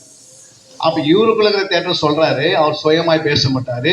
தாம் கேள்விப்பட்ட யாவையும் என்ன பண்ண போறாரு சொல்லி வரப்போற காரியங்களை என்ன பண்ணுவாரு நமக்கு அறிவிப்பார். எப்படி அறிவிப்பாரு? எப்படி அறிவிப்பார்? வரப்போற காரியங்களா ஒரு தீர்க்கதரிசி வருவாரு, நாளைக்கு சென்னையில இருந்து வராரு, இல்ல அமெரிக்கால இருந்து வராரு, ஒரு பெரிய மீட்டிங் போடுறோம், நீங்களாம் வந்துருங்க, அவர் வந்து அடுத்த வருஷம் என்ன நடக்க போகுது அப்படி அதெல்லாம் வரப்போறதெல்லாம் அவர் அறிவிப்பார். அப்படியே சொல்லிக்கிறார். எல்லாமே பைபிள் எழுதியாச்சு. வரப்போற காரியம் இதெல்லாம் இருக்குது. 10 வருஷத்துக்கு முன்னாடி நடக்க வேண்டியது இருக்குது, 2000 வருஷத்துக்கு முன்னாடி நடக்க போது இதுதான் இருக்குது, 1000 வருஷத்துக்கு முன்னாடி இருக்குது. எல்லா தீர்க்கதரிசனம் இது உலகு. இது ஒழுங்கா படிச்சா எல்லா தீர்க்கதரிசனம் உனக்கு தெரியும். இது அரைகுறையா படிக்கிறதுனால என்ன பண்ணுது, நாளைக்கு என்ன நடக்க போது உனக்கு தெரியாது, இந்த வருஷம் என்ன நடக்கும் உனக்கு தெரியாது. இது கரெக்டா படிச்சுன்னா இது கரெக்டா உனக்கு பேசிடும். எல்லாமே ஆல்ரெடி எழுதி கொடுக்கப்பட்டாச்சு. இனிமேல் இதுக்கு மேலே எதுவும் என்ன பண்ணக்கூடாது. ஒரு தூதனே வந்து உங்க வீட்டில் நடுவில் ஒரு புது பைபிள் எழுதுங்க அப்படின்னா எழுதக்கூடாது. அல்லேலூயா. வேற யாராவது ஒரு கிறிஸ்துவ வந்து நான் தான் கிறிஸ்துவ சொன்னாடி ஏற்றுக்கொள்ளக்கூடாது. அல்லேலூயா.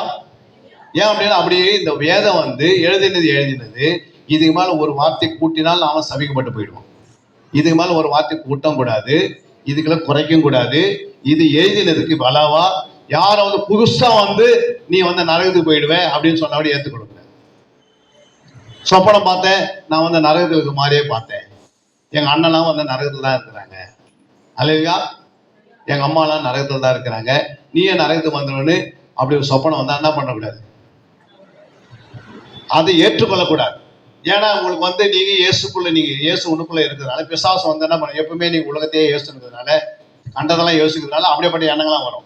நீ ஆண்டவரே இயேசு பார்த்தா எப்படி வரும்? பரலோகமே எண்ணம் வரும். நீ கர்த்தரே யோசித்தா என்ன சொப்பனம் வரும்? இயேசு பற்றியே வரும். நீ உலகத்தையே யோசிந்தா தேவையில்லாதெல்லாம் கொண்டு வரும் பிசாசு. ஏன்னா அவனும் இந்த உலகத்தில் தான் இருக்கிறான், ஆவியனும் உலகத்தில் தான் இருக்கிறாரு, மனுஷனும் உலகத்தில் தான் இருக்கிறான். அப்போ 3 பேரும் உலகத்தில் இருந்துக்கின்னு ஒருத்தன் நீ அவனை பற்றி யோசித்தா அவன் வரான், இயேசு பற்றி யோசித்தா இயேசு வராது. நீ யாரை பற்றி யோசித்து படக்கிறீங்களோ அவன் தான் பக்கத்தில் வருவான். உங்க அம்மாவே செத்துட்டு அம்மாவே நீங்க அடிக்கடி யோசிச்சு அம்மா வந்து பக்கத்தில் உட்காந்து அவன் சீக்கிரம் நம்ம இந்த பூமியில இங்க இருக்கிற என் கூட வந்துருவாங்க. நீ என்ன சொல்லுவா? ஆமா எங்க அம்மா வந்துட்டு போனாங்க, வீட்டுக்காரன் வந்திருக்கு, எங்க அம்மா வந்து போனாங்க அப்படின்னு நீங்க சொல்ல இருப்பீங்க. என்னம்மா வந்தாரு அப்படின்னு அப்போ அவருக்கு என்ன தெரியாது, வீட்டுக்காருக்கு இப்படி ஒருத்தர் விசாஸ் இப்படி அம்மா ரூபத்தில் தான் வரப்போனா அவருக்கு தெரியாது. ஓகே உங்க அம்மா வந்தாங்கன்னா அப்போ உங்களுக்கு ஏதோ நடக்க போகுது, கொஞ்சம் ஜாக்கிரதை அப்படி சொல்லிட்டு என்ன பண்ணுது, அதே குறித்து அவர் பேசினிருப்பார். பேச என்ன ஆகுது, ஆமா போல இந்த அம்மாக்கு மரணம் பாதிலேயே போயிடுவாங்க. பாதியில் போகிறதுக்கு யார் காரணம்? நீ தான் வாயை தந்து வீட்டுக்காரர்கிட்ட சொன்னேன், வீட்டுக்காரு அவங்களுடைய அம்மா கிட்ட சொல்லிட்டாங்க, இவங்க கிட்ட சொல்லிட்டாங்க, பக்கத்து வீட்டில் சொல்லிட்டாரு. அப்புறம் நீ ஃபோன் பண்ணி நேற்று அம்மா வந்து போனாரு, மகளை இன்னும் போகிறதுக்காக வந்திருக்கிறாங்க அம்மா. அப்புறம் பிள்ளைங்க இங்கே அனாதையே கிடைக்கும், நீங்க போயிட்டு இருக்கு. அப்புறம் வீட்டுக்காரு நீ மனைவி இல்லை வீட்டில், அப்போ அவர் ஊரெல்லாம் சுத்த அனுப்பிச்சிடுவார். ஊரெல்லாம் சுத்தத்துக்கு யாரு காரணம்? லோத்தின் மனைவி. அல்லையா? லோத்தின் மனைவி போன பிறகு ஊரால் என்ன பண்றாரு, இஷ்டத்துக்கு சுத்துறாங்க. அதுக்கு என்ன காரணம்? உனக்கு ஜீவனை கொடுத்தாரு ஆண்டவர். அது 70 வருஷம் பலத்தினால் 70, அப்புறம் 70 வயசு பலத்தினால 80 வருஷம் கிராஸ். அது வரைக்கும் நீ இருப்ப. எதுக்காக இருக்கிற? உன் பிள்ளைகளை சத்தியத்துல வளர்க்கணும், உன்னோட கூட ஒரு கூட்டத்தை சேர்க்கணும், நீ சபையில இருந்து நீதிமானா இருக்கணும், பக்கத்து வீட்டுல எப்படி இருக்கணும், சாட்சியா இருக்கணும். இதெல்லாம் நீ உருவாக்கி இந்த வேலையெல்லாம் முடிப்பதுக்கு தான் உன்னை வச்சிருக்கிற.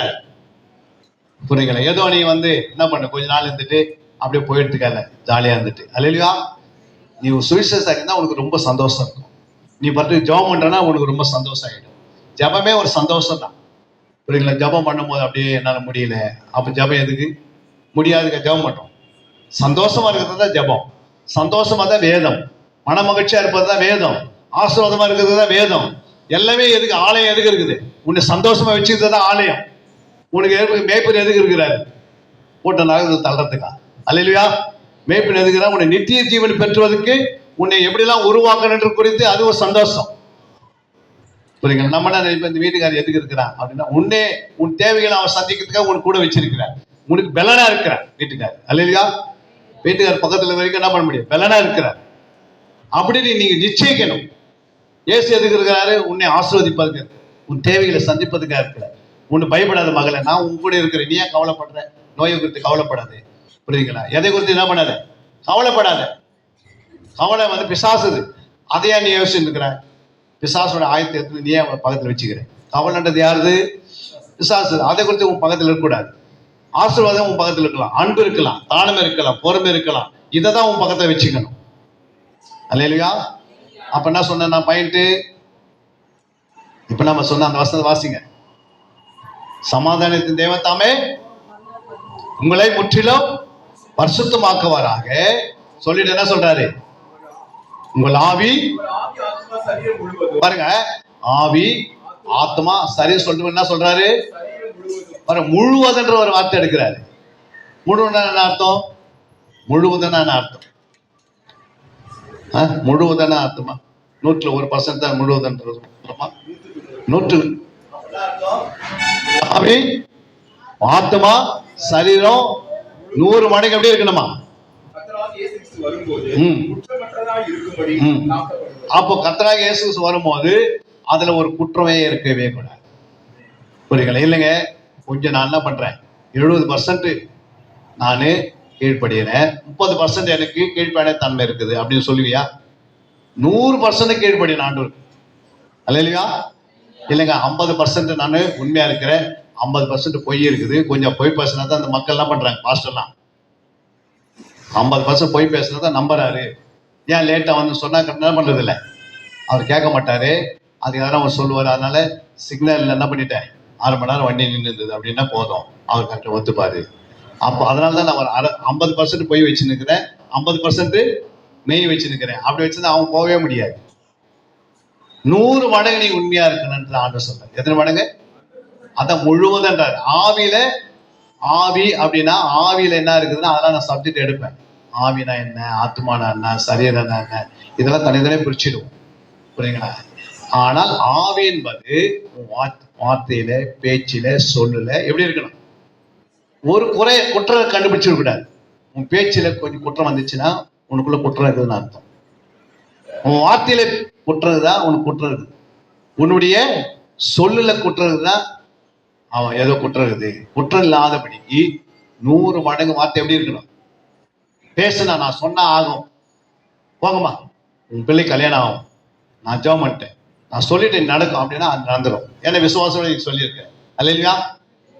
நான் சொல்லிட்டேன் வார்த்தை, தெரியாத சொல்லிட்டேன், அதனால என்ன பண்ணு, அடுத்த மாசம் நடக்காது, அடுத்த வருஷம் நடக்கும் அப்படின்னு சொல்லுவீங்களா? சொன்னது அதுதான் முடிஞ்சிருச்சு. ஏசு என்ன சொன்னார்? ஒரு வார்த்தை சொல்லிட்டாரு, அதனால பிசாசு நான் இன்னைக்கு போக மாட்டேன், நாளைக்கு தான் போகணும்னு சொல்லுது. ஏசு சொல்லிட்டாரு, அதெல்லாம் படிச்சு பிசாசு அந்த மனுஷனுக்குள்ள இருந்து போயிடுச்சு. அந்த மறிச்சிருக்கிற அந்த குழந்தைய அந்த அம்மா ஒவ்வொன்று அழுதுன்னு வராங்க. அப்ப ஏசு சொல்றாரு, பாடியா இருக்கு கீழே. புரியுங்களா? ஒரு 2 நாள் உபவாசம் போடுங்க, நான் என்ன பண்றேன் எழுப்புறேன் அப்படின்னு சொன்னார். அப்படியே சொன்னார். சிரிப்பிலேயே என்ன பண்ண எழுந்தினார். உடனே எழுந்து என்ன பண்றாரு, அந்த குழந்தைய அந்த அம்மா கிட்ட கொடுத்துட்டாரு. புரியுங்களா? இன்னும் கொஞ்சம் அவர் லேட் ஆயிருந்தா பொச்சிருப்பாங்க. அல்லேலூயா. அதுதான் ஆண்டுக்கு தெரியும், நீ புதைக்கிறதுக்கு முன்னாடி நான் முன்னாடி வருவேன். அதனால உங்களுக்கு புதைக்கிறதுக்கு நிறைய பேர் பார்த்து நிற்பாங்க, ஆனா ஏசு பின்னாடியே சுத்துவார். அல்லேலூயா. உன் பின்னாடியே வந்து பக்கத்தில் நிற்பார். நீ பயப்படாத மகளே, உனக்கு புதைக்கிறதுக்கு இன்னும் நாள் அதிகமா இருக்குது. பிசாசு சொல்லுப்பான், அதை கேட்காத. புரியுதுங்களா? அப்போ இயேசு உன் பக்கத்திலேயே வருவார், உன்னை தேடி தேடி வராரு. புரியுங்களா? 100க்கு அதிபதி கிட்ட அவரை தேடி வந்தாரு, இவரே தேடி போடுறாரு. 38 வருஷம் அந்த வியாதி அந்த மனுஷன்கிட்ட இயேசு போனாரா? அவன் தானா? இயேசுவே போறாரு. ஏன் போனாரு? ஏமா போனாரு? அவன் ஆபிரகாமுடைய குமாரன். ஆபிரகாம் ஆண்டு உடன்படிக்கை படிக்கிறேன், உன் பிள்ளைகள் எல்லாரும் ஆசீர்வதிப்பது. ஆபிரகாம் ஆண்டு ஆசீர்வதினா நம்ம தேடி வருவார் இயேசு. அல்லேலூயா. நீ தேடி தேடி ஓடுகிற உலகெல்லாம் இருக்கிற மீட்டிங் எல்லாம் தேடுற, எங்க போனாலும் இயேசு பார்க்க முடியாது. உன்னை தேடி உன் பக்கத்துல வந்துட்டாரு, உனக்குள்ள இருக்கிறாரு அப்படின்னு உனக்கு தெரியணும். உனக்கே தெரியாது என்ன பண்றான். அந்த மீட்டிங் போனா எனக்கு விடுதலை ஆகிடும், இந்த மீட்டிங் போனா விடுதலை ஆகும், எந்த மீட்டிங் போனாலும் என்ன பண்ணாரு, நீ இயேசு உனக்குள்ள இருக்கிறான்னு அறிஞ்சிட்டீங்கன்னா போறதுக்கு முன்னாடி விடுதலை ஆகிடும். இயேசு உனக்குள்ளதான் உருவாகிறார், இயேசு உனக்குள்ளதான் இருக்கிறார். சரிங்களா? அது உங்களுக்குள்ள இருக்கிற வரை நீங்கள் அறியணும்னா சத்தியத்தை அறியணும். நீ இந்த சத்தியத்தை அறியாம, அதனால நான் சுயமாய் பேச மாட்டேன், அவர் என்ன சொன்னாரோ என்ன பண்ணுவேன் அதை தான் பேசுவேன் அப்படின்ட்டார் ஆவியானவர். அப்ப நான் பேசுறேன்னா நானு ஏதாவது பேசலாம். பைபிள்ல அப்படியே குடிச்சின்னு வந்து இங்க வந்து முன்னாடி நின்றுங்கன்னு எல்லாத்தையும் எழுதி வந்து பேசலாம். எதுவுமே எழுதல. கர்த்தர் அப்படியே என்ன பண்றாரு, இன்னைக்கு இந்த கிளாஸ் எடு, இப்படி எடு, இப்படி அப்படின்னு சொல்றாரு. ஏன்னா அதுக்காக உட்காந்து நேரங்களுக்கு என்ன பண்ணிட்டோம், இரவும் பகலும் உட்காந்து தேவ சமூகத்துல நேரங்களை அதிகம் ஒதுக்கணும். புரியுங்களா? 40 பகல் 40 இரவு உட்காந்து கணக்கு எட்டு பாருங்க. 40 பகல் சாப்பிடாம 40 இரவு தூங்காம, அப்ப எப்படியாப்பட்ட அபிஷேகம் மேல இருந்தா உட்கார முடியும்? நானும் என் மனைவி 40 இரவு நம்மளால தூங்காத இருக்க முடியுமா? சொல்லுங்கம்மா. 10 மணி ஆச்சு, சாப்பிட்டு ஒரு அவர் ஆனா நீ தூங்குறியா இல்லையோ, உனக்கு படுக்க வச்சுட்டு போயிட்டு அல்ல இல்லையா? ஆனா நாங்க 40 இரவு 40 பகல் ஏசு அப்படி இருந்தாருன்னு நாங்க விசுவாசித்தோம். ஆண்டவரே நீ அப்படி இருந்தது போல நாங்களும் அப்படிதான் இருக்கணும் ஜெபம் பண்ண சொன்னோம். அப்ப ஆண்டவர் அந்த அபிஷேகத்தை கொடுத்தாரு. தானியேல் 21 இரவு 21 பகல் என்ன பண்ணாரு? அவர் தூங்காம சாப்பிட ஜெபம் பண்ணாரு. அதேபடி எனக்கு தாங்கன்னு கேட்டு கொடுத்துட்டாரு. அல்ல இல்லையா? 10 பகல் 10 இரவு அப்போஸ்தலருக்கு இருந்தாங்க. அந்த வசனத்தை படிச்சுட்டு எனக்கு அப்படிப்பட்டு கொடுங்க ஆண்டவர் கேட்டோம். 2 முறை ஜெபிக்க ஆண்டவர் உதவி செய்யும். 2 முறை 10 பகல் 10 இரவு. அல்ல இல்லையா? எஸ்தர் 72 மணி நேரம் ஜெபம் பண்ணாங்க. புரியுங்களா? அது மாதிரி 10 20 30 முறை நாங்க 72 மணி நேரம் ஜெபம் பண்ண ஆண்டவர் உதவி செய்தார். அல்ல இல்லையா? இதெல்லாம் எதுக்கு சொல்றேன்? யோபு 7 இரவு 7 பகல் ஜெபம் பண்ணாரு.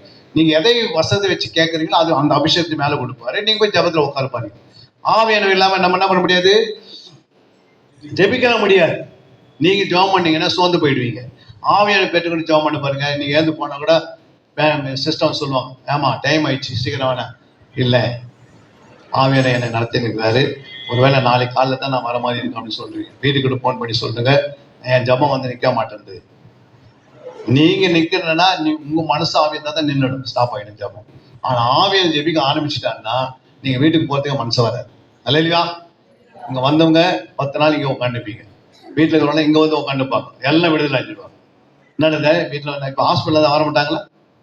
அப்ப சர்ச்சுக்கும் வருவோம். ஏன் அப்படின்னா அபிஷேகம் உங்க மேல இறங்கிடும். அபிஷேகம் எவ்வளவு கேட்டு பெற்றுக்கிறீங்களோ ஆவியனோட அபிஷேகத்தை கேட்கணும். அன்பு கேட்டா ஆண்டு என்ன பண்ணுவாரு? வசனத்தை காட்டுவாரு. அபிஷேகத்தை கேட்டா அவரே கொடுப்பாரு. அல்ல இல்லையா? அபிஷேகம் அவர்கிட்ட இருக்குது, வல்லமை இருக்குது அவர்கிட்ட. அதை கேட்டு பெற்றுக்கணும். புரியுங்களா? ஜெப ஆவி பெற்றுக்கொள்ளணும், விண்ணப்பத்தின் ஆவி பெற்றுக்கணும். எந்த ஆவி கேட்கறீங்களோ அந்த ஆவி அவர் கொடுப்பார். இரவெல்லாம் உட்காந்து ஜெபம் பண்ண இரவெல்லாம் ஜெபிக்கிற ஆவி கொடுப்பார். நீங்க எதையும் கேட்காது, அதனால என்ன பண்ணுறது? ஆண்டவர் எதுவும் கொடுக்கறது இல்லை, கேட்டுதான் பெற்றுக்கொள்ளணும் ஆண்டவர் சொல்லியிருக்கிறார். சும்மா கொடுத்தா என்ன பண்ணுவோம்? சொல்லுங்கம்மா. ஒரு வண்டியில அவங்களே பெட்ரோல் போட்டு வண்டி அவங்களே கொடுத்தா எப்படி ஓட்டுவோம்? தாழ்வாரம் ஓட்டுவோம். ஆனா நம்ம பெட்ரோல் போட்டு நம்ம வண்டி ஒன்று எப்படி ஓட்டுவோம்? பள்ளம் வர்றதுக்கு முன்னாடி 3 அடிக்கு முன்னாடி பிரேக் போட்டுன்னு உட்காந்து. அதனால தான் ஆண்டு கேட்டு கேட்டு பெற்றுக்கினா தான் அது குறித்து அனுபவிக்க முடியும். சும்மா அவர் எல்லாத்தையும் ஊத்திட்டாருன்னா அப்புறம் அந்த அபிஷேகம் அர்த்தம் இல்லாத போயிடும். அதனால கேளுங்கள் அப்போது கொடுக்கப்படும். அப்ப நீங்க ஆவி ஆத்மா இந்த சரீரம் முழுவதும் குற்றமற்றதாகன்றார். அப்படின்னா அர்த்தம், குற்றனா மீறுதல் அக்கிரம் பாவம். அப்ப அந்த மீறுதல் அக்கிரம் பாவம் உங்களுக்குள்ள இருக்கவே கூடாது. ஆதாம் யாவாலும் மீறினார்கள், தன் அக்கிரமத்தை மடியில ஒளித்து வைத்தார்கள் அப்படின்னு வசனங்கள். அப்போ ஒருத்தர் மீறும் போது அக்கிரமம் கட்டாம வந்துடும். அதனால்தான் ஆதாமு என்ன செய்தாரு? கட்டளை மீறினாரு. கட்டளை மீறின பிறகு அக்கிரமம் உள்ள வந்துச்சு இருதயத்துல. அக்கிரமம் வந்த பிறகு சரீரத்தில் பாவம் செய்யிட்டாங்க. அந்த கனி பிடிச்சது என்ன பண்ணிட்டாங்க?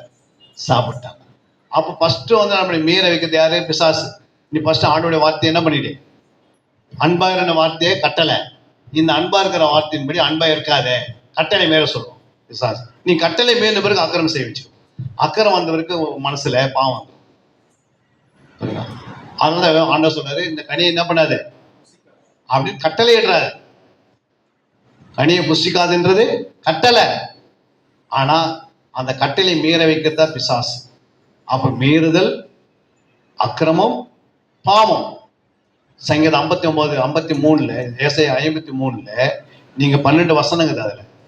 அதுல 3ஆம் வசனம் வாசித்து பாருங்க. 53:3. அவர் அசட்டை பண்ணப்பட்டவரும் மனுஷரால் புறக்கணிக்கப்பட்டவரும் துக்கம் நிறைந்தவரும் பாடு அனுபவத்திலுமாய் இருந்தார். அவரை விட்டு நம்முடைய முகங்களை மறைத்துக் கொண்டோம். அவர் அசட்டை பண்ணப்பட்டிருந்தார், அவர் இல்லாமல் போனோம். அடுத்தது, மெய்யாகவே அவர் நம்முடைய பாடுகளை ஏற்றுக்கொண்டு, பாருங்க, நம்முடைய பாவங்களை பாடுகளை என்ன பண்ணாரு? ஏற்றுக்கொண்டு நம்முடைய துக்கங்களை சுமந்தார். நாமோ அவர் தேவனால் அடிபட்டு பாதிக்கப்பட்டு சிறுமைப்பட்டவர் என்று எண்ணினோம். பாருங்க, நம்முடைய மீறுதல், நம்முடைய மீறுதல் நிமித்தம் அவருடைய சரீரத்தில் 39 காயங்கள் வந்தது. எத்தனை? 39 என்ன பண்றாங்க? முதுகில் அடிக்கிறாங்க. 39 காயம். அப்புறம் கையில் ஒரு காயம், அப்புறம் 2 கையில் ஒரு காயம், 2 காலில், அப்புறம் விழாவில் 5 காயம். புரியுது? மீறுதல் நிமித்தம் காயப்படுறாரு. அக்கிரமங்களுக்காக அவர் என்ன பண்றாரு? வார்த்தையினால நொறுக்கப்படுறாரு. நொறுக்குறாங்க, அவர் பேசுறாங்க, தேவையில்லாத வார்த்தையில பேசுனாங்க, அது அப்படியே நொறுங்கி போயிட்டார். அக்கிரம நிமித்தம் நொறுக்கப்பட்டார். நமக்கு சமாதானம் உண்டு பண்ணும்படி ஆக்கினை அவர் மேல் வந்தது. இப்ப அவர் தழும்புகளால நம்ம குணமாகிறோம். அல்லேலூயா. அப்ப இதெல்லாம் எது? ஆண்டவர் இதெல்லாம் எழுதி வச்சிருக்கிற எதுக்கு? அன்னைக்கு மீறதுனால தான், ஆதாம் மீறதுனால தான் அதே மீறுதல் நமக்குள்ள வந்துச்சு. மறுபடியும் இயேசு மரித்து உயிர்த்தேர்ந்து அவருடைய வேதத்தை எழுதி கையில கொடுத்து ஆவியான கொடுத்து மறுபடியும் மீறினே இருக்கக்கூடாது. நமக்குள்ள மீறுதலே வரக்கூடாது. அப்போ மீறுதல் ஆவியில, அக்கிரமம் இருதயத்துல, பாவம் சரீரத்துல, இது 3 என்ன பண்ணிச்சு? நம்முடைய ஆவி ஆத்மா சரீரத்துல நீங்க வார்த்தை மீறின பிறகு அக்கிரமம் தானே வந்துடும். அக்கிரமம் பாவம் செய்ய ஆரம்பிச்சிடும். அதனாலதான் வார்த்தையை மீறக்கூடாது இருக்கணும்னா ஃபர்ஸ்ட் வார்த்தை என்ன பண்ணும்? அவருடைய வார்த்தை நல்லா தியானிக்கணும்.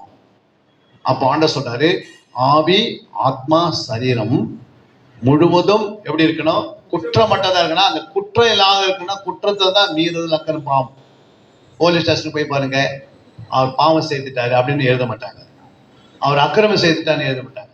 அவர் மீறுதல் செய்து எப்ப எழுதுறாங்களா? என்ன எழுதுறாங்க? அவர் குற்றவாளின்னு எழுதுறாங்க.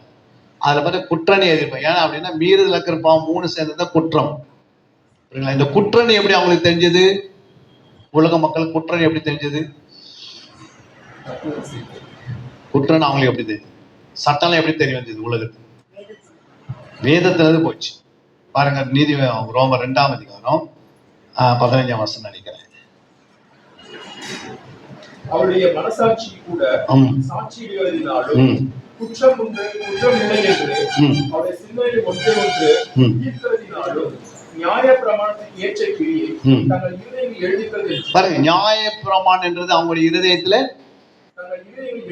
தங்கள் இருதயங்கள் எழுதி எழுதி இருக்குதுன்னு காண்பிக்கிறார்கள். அப்ப நியாய பிரமாணம் எப்படி வந்துச்சு? ஒவ்வொரு மனுஷனுக்குள்ள குழந்தையிலே உருவாயிடுச்சு. இயேசு கிறிஸ்து மரித்து உயிர்த்தேர்ந்த பிறகு அதுக்கு பிறகு எத்தனை பிள்ளைங்களுக்கு வயிற்றுல பிறகுதோ அந்த அத்தனை பிள்ளைங்களுக்கு என்ன இருக்கும்? இருதயத்துல குற்றம் குற்றலன்னு நியாயப்பிரமாணம் எழுதப்பட்டுச்சு. அதனாலதான் உலகத்துல இருக்கிற மக்கள்லாம் குற்றம் குற்றம்னு தெரிஞ்சிருச்சு. அதனாலதான் ஒரு போலீஸ் ஸ்டேஷன் ஆரம்பிச்சுட்டாங்க, ஒரு நீதிமன்றம் வச்சுக்கிறாங்க. அப்புறம் இதை வச்சு என்ன தப்பான கொண்டு போய் உள்ள போடுறது. அது பிறகு அவங்களுக்கு எப்படி தெரியும்? இதெல்லாம் அறிவில்லாத ஜனங்களுக்கு, கோமணம் கட்டின்னு வாழ்ந்தவங்களுக்கு, அவங்களுக்கு அதாவது ஒரு ட்ரெஸ் என்னன்னு தெரியாது. யாருக்குமே தெரியுமா? ஆணு போட்டா அவங்களுக்கு என்னன்னு தெரியாது, ஏன் போட்டா தெரியாது. இப்படி இருந்த மனுஷனுக்கு எப்படி குற்றம் குற்றம் எப்படி தெரிஞ்சது? ஆதிவாசிகள் இருக்கிறாங்க, போய் பாருங்க, அவங்க கிட்ட போட்டு கொடுக்குறேன், நீங்க என்ன பண்ணுங்க, இது வச்சுங்க அப்படியே வச்சு பாருங்க, எழுதி காட்டுங்க, என்ன பண்ண முடியாது. ஏன்னா அவங்களுக்கு அந்த அறிவு இல்லை. ஆன்று சொல்றதுக்கு அறிவு இல்லை, ஏன்னு சொல்றதுக்கு அறிவு இல்லை. இப்ப இந்த மனுஷனுக்கு எப்படி குற்றம் குற்றம் எப்படி தெரிஞ்சது? நம்ம நாட்டில் இருக்கிறவங்களுக்கு எப்படி மச்சாச்சு குற்றம்? அதான் இதுல எழுதியது. அது எப்படி தெரிஞ்சது? அதாவது குழந்தையிலே அவங்களுடைய இருதயத்தில் எழுதினார். பாருங்க, குற்றம் குற்றம் இல்லை என்று தீர்க்கிறதுனால பாருங்க, அதுல எழுதி இருக்குது, அதுதான் வெளியே காண்பிக்கிறாங்க. அப்ப ஆண்டவர் பாருங்க, ஒருத்தருக்கு நல்லது கெட்டது எழுதுனாதான் அப்ப இயேசு யாரும் தெரிஞ்சிடும். அது ரெண்டுமே தெரியல. அப்படி குற்றம் குற்றம் இயேசு பற்றி நம்ம என்னதான் சொன்னாலும் யாரும் ஏத்துக்க மாட்டாங்க. ஏத்துப்பாங்களா? அதனாலதான் அறிவில்லாமையின் காலத்துல ஜனங்க எப்படி இருந்தாங்க? அறிவில்லாமையின் காலங்களிலே ஜனங்கள் காணாது போல இருந்தாங்க. அறிவு வந்த பிறகு எல்லாம் மனம் திரும்ப ஆரம்பிச்சிட்டாங்க. பாருங்க என்ன போட்டுருக்குது? அப்போஸ்தலர் 17:35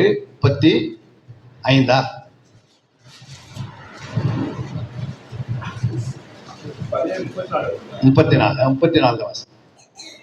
அறிவில்லாமையின் காலம் 33 நினைக்கிறேன். 30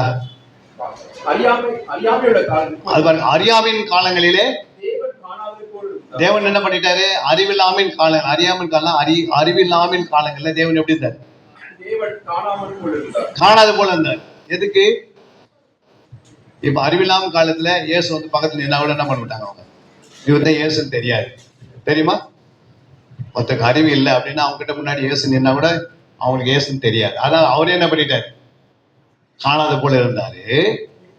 இப்பொழுதோ மனம் திரும்ப வேண்டும் என்று எங்கும் உள்ள மனுஷருக்கு எல்லாருக்கும் கட்டளை எடுக்கிறார். ஏன் இப்ப கட்டளை இடுறாரு?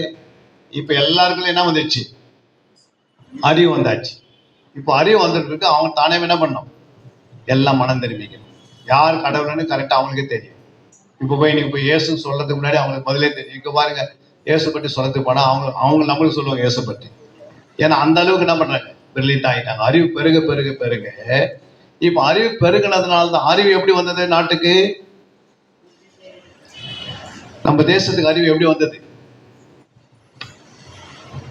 நம்ம இந்தியாவுக்கு எப்படி அறிவு வந்தது? எத்தனையோ மிஷினரிகள்லாம் பண்ணாங்க. கிறிஸ்துவ மிஷினரி வந்து அங்கங்கே ஸ்கூலை கட்டி அவங்களுக்கு என்ன பண்ணாங்க, நம்ம பாஷையில அவங்களே அந்த பாஷை நம்ம பாஷை அவங்க கத்துக்கிட்டு அவங்களே என்ன பண்ணாங்க, ஆனா அவங்களுக்கு கற்றுக் கொடுத்தாங்க. புரியுங்களா? அவங்களே வரலன்னா என்ன இருக்கும், நம்ம தேசத்துல பாதி பேருக்கு இன்னைக்கு அறிவு இல்லாத மாதிரி இருப்பாங்க. அல்லையா? ஏன்னா அவங்க வந்து தான் அறிவை உருவாக்குறாங்க. எதுக்குன்னா இயேசுவை ஏற்றுக்கொள்வதற்கு ஃபர்ஸ்ட் உலக அறிவு வேணும். உலக அறிவு இல்லைன்னா இயேசு என்ன பண்ண முடியாது, யாருமே ஏற்றுக்கொள்ள முடியாது. ஏற்றுக்கொள்ள முடியுமா? ஏன்னா அவங்களுக்கு மகாயின்னு சொன்னா தெரியலன்றாங்க, கத்திரிக்கான்னு சொன்னா என்ன பண்றாங்க தெரியல, ஆப்பிள கையெழுப்பி இது ஆப்பிள்னு சொன்னான்னு தெரியல. அப்போ அந்த அறிவை புக்கத்து பிறகு ஆப்பிள் தெரிஞ்சிச்சு. இப்போ ஆப்பிள் ரோட்ல உருண்டு ஓடுதுன்னா என்ன பண்றாங்க, ஒரு 1000 ஆப்பிள் உருதுன்னா என்ன பண்ண, சும்மா நிற்பாங்க எல்லாம். அதுவே வந்து அறிவில்லாத நேரத்தில் அது உருண்டு போனா அது என்ன பண்ணுவாங்க, அதை கவனிக்க மாட்டாங்க, அது போயிலே இருக்கும். யாருமே எடுக்க மாட்டாங்க. ஆப்பிள் போகுது, 1000 ரூபாய் நோட்டு விழுந்து கிடக்குது, கீழே நிறைய விழுந்து கிடக்குது. அறிவில்லாத மனுஷங்கிட்ட போய் 1000 ரூபாய் நோட்டு காட்டினா என்ன பண்ணிட்டு, ஆதிவாசி எடுத்துங்கன்னா எடுத்துக்கவே மாட்டாங்க. சரிங்களா? அப்போ முதல்ல என்ன பண்ணணும், உலக அறிவு வேணும். அப்போ உலக அறிவு வேணும்னா ஆண்டவன் என்ன பண்ணாரு, 2000 வருஷத்துக்கு முன்னாடியே சொல்லிட்டாரு, நீங்க உலகம் எங்கும் போனாரு. அப்போ எங்க போனாலும் யாருக்கு என்ன பண்ண, அந்த அளவுக்கு அறிவு கிடையாது. அப்போ அறிவு கொண்டு வருவதற்காக ஆண்டவன் என்ன பண்ணாரு, நிறைய மிஷினரிகளை அனுப்பி எல்லா நாடுகளையும் ஸ்கூல் ஆரம்பித்து எல்லாருக்கும் அறிவு புகுத்தும் போது தான் அடுத்தது ஏசு யாரும் தெரிய ஆரம்பிச்சு. இல்லையா? இப்போ அறிவு ஃபுல்லா நிறைவிட்டு பிறகு பிசாசு என்ன பண்றான், ஏசு ஏற்றுக்கே வானான்னு சொல்லி தடை பண்ணுவான். இல்லையா? அப்போ நமக்கு வந்து வேத அறிவு வேணும். அப்போ வேத அறிவு நமக்கு வந்தாதான் இயேசுக்காக நிற்க முடியும். வேத அறிவு நம்ம கிட்ட இல்லை அப்படின்னா நம்மளும் எப்படி இருப்போம், உலக மகிழ்ச்சி மாதிரி ஏதோ கண்ட காணாத போல காணப்படும். அப்போ இந்த அறிவு எப்படி வரும், இப்படி ஒரு கிளாஸ் எடுத்தா தான் வரும். நீங்க தினந்தோறும் இதுக்காக என்ன பண்ணணும், உட்காரணும். அப்போ முற்றிலே நீங்க ரட்சிக்கப்படுவதற்கு, முற்றிலே நீங்க பரிசுத்தமாவதற்கு ஆண்டவர் என்ன செய்தாரு, தன் இயேசுவை அர்ப்பணிச்சாரு. அங்கே சொல்றாரு பாருங்க, பிதாவாகிய தேவன் சமாதான தேவன் தாமே உங்களை முற்றிலும் பரிசுத்தமாக்குவாராக, உங்கள் ஆவி ஆத்மா சரீரம் குற்றமற்றதா இருக்கும்படி அந்த காக்கிறதா ஆவியானவர். கடைசியில் சொல்ற பாருங்க, காக்கப்படுவதானா அங்கதான் ஆவியானவர் வந்து உள்ள என்ன பண்றாரு, உனக்குள்ள வராரு. நம்மளை காக்கிறவர் யாரு, ஆவியானவர். அவர் எப்படி காக்கிறாரு, குற்றமில்லாத நம்மளை காப்பதற்காக இந்த பூமியில நமக்கு கிடைத்த வேதத்தை வாசியுமா, காலையில இருந்து இந்த வேதத்தை தேடுமா, இந்த வேதத்தை தியானம் பண்ணி பாருமான்னு இந்த ஆவியன் நமக்குள்ள வந்து அந்த வேலையை கற்றுக் கொடுக்கிறார். நம்ம என்ன பண்றோம், ஆவியன் உள்ள இருக்கிறவரே நீங்க சும்மா இருக்க ஆண்டவரே, ஆவியன் என்ன பண்ணுங்க, எனக்கு நிறைய வேலைகள் சொல்லி அவர் என்ன பண்றோம், அவர் சொல்லும் போதெல்லாம் அவருக்கு செவி கொடுக்காம இருக்கிறதுனால ஆவியானவே நம்ம யோசனைப்படுத்திடுறோம். ஆவியை சொல்றாரு எழுந்து பயப்படினா நம்ம என்ன பண்றோம், இன்னும் 2 ஹவர் எக்ஸ்ட்ரா தூங்கிடுறோம். அப்ப என்ன ஆகுது, ஆவியானவர் உள்ள இருப்பாரா? உங்க வீட்டுல வந்து வீட்டுக்கார சொல்றாரு எழுந்து கொஞ்ச நேரம் இந்த காப்பி போடுன்றாரு, 2 ஹவர் வரைக்கும் நீங்க போடலன்னா என்ன ஆகுது, அவரே என்ன பண்ணாரு, ட்ரெஸ்ஸை போட்டு வெளியே போய் குடிச்சிட்டு வராரு. அல்ல இல்லையா? அதுக்கு யார் காரணம், நீ தூங்குறதுனால தான் அவர் வெளியே போனார் இல்ல. அப்ப நீ எழுந்து கரெக்டா கொடுத்தா அப்புறம் அவர் குடிச்சிட்டு வந்து என்ன பண்ணுவாரு, உங்ககிட்ட பேசுவாரா? பேச மாட்டார். ஏன் பேச மாட்டாரு, நீங்க எழுந்து பண்ணல, அதனால தான் அவர் பேசல. நீங்க பேசாததுக்கு காரணம் யாரு, நீங்க. அது மாதிரி ஆவியான சொல்றாரு எழுந்து நீ பயில் படினாரு, நீ படிக்கல. அப்ப ஆவிய என்ன பண்ணுவாரு, டெய்லி சொல்றாரு எழுந்துக்கும், அதிகாலை 5 மணிக்கு எழுந்துக்கும், 4 மணிக்கு எழுந்துக்கும், 2 மணிக்கு எழுந்துக்கும், எழுந்துக்குன்றாரு. நீங்க என்ன பண்றோம், மனசுல சொன்னா ஆவியன் எங்க சொல்லுவாரு, வெளியே வந்து நேரம் நின்னா சொல்லுவாரு. அவர் பாவத்தை குறித்தும் நீதி குறித்தும் நியாய தீர்ப்பு குறித்தும் என்ன செய்வார், கண்டித்து உணர்த்துவார். உள்ள உணர்த்துறாரு. உணர்வு உனக்குள்ள இருக்குது. அந்த உணர்த்தும் போது என்ன பண்ணோம்? ஆவியனை உணர்த்தினா என்ன பண்ணோம்? உடனே எழுதுக்கணும். மனசுல தான் பேசுவார் ஆண்டவர், வெளியே பேசி வைப்பாரு. சொல்லுங்கம்மா. எகிப்திலிருந்து வரும்போது இஸ்ரவேலருக்கு அங்க ஆவியனை எப்படி பேசினாரு?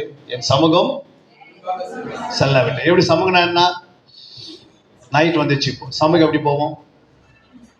ஆவியன் அப்படியே நடந்து போனா மோச பின்னாடியே போவாரா? எப்படி போனார் ஆவியன் நைட்ல?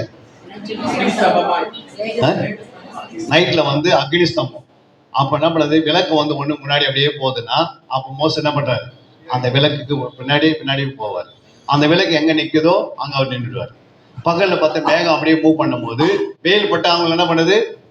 அப்ப நிழல்ல போனோம், மேகத்துக்குள்ள போனோம். அப்ப மேகம் எங்கெல்லாம் போதோ பின்னாடியே போனோம். மேகம் எங்க நிக்குதோ அங்க நின்றுவாங்க. அந்த சமூகம். ஆனா புதிய ஏற்பாடுல அப்படி கிடையாது.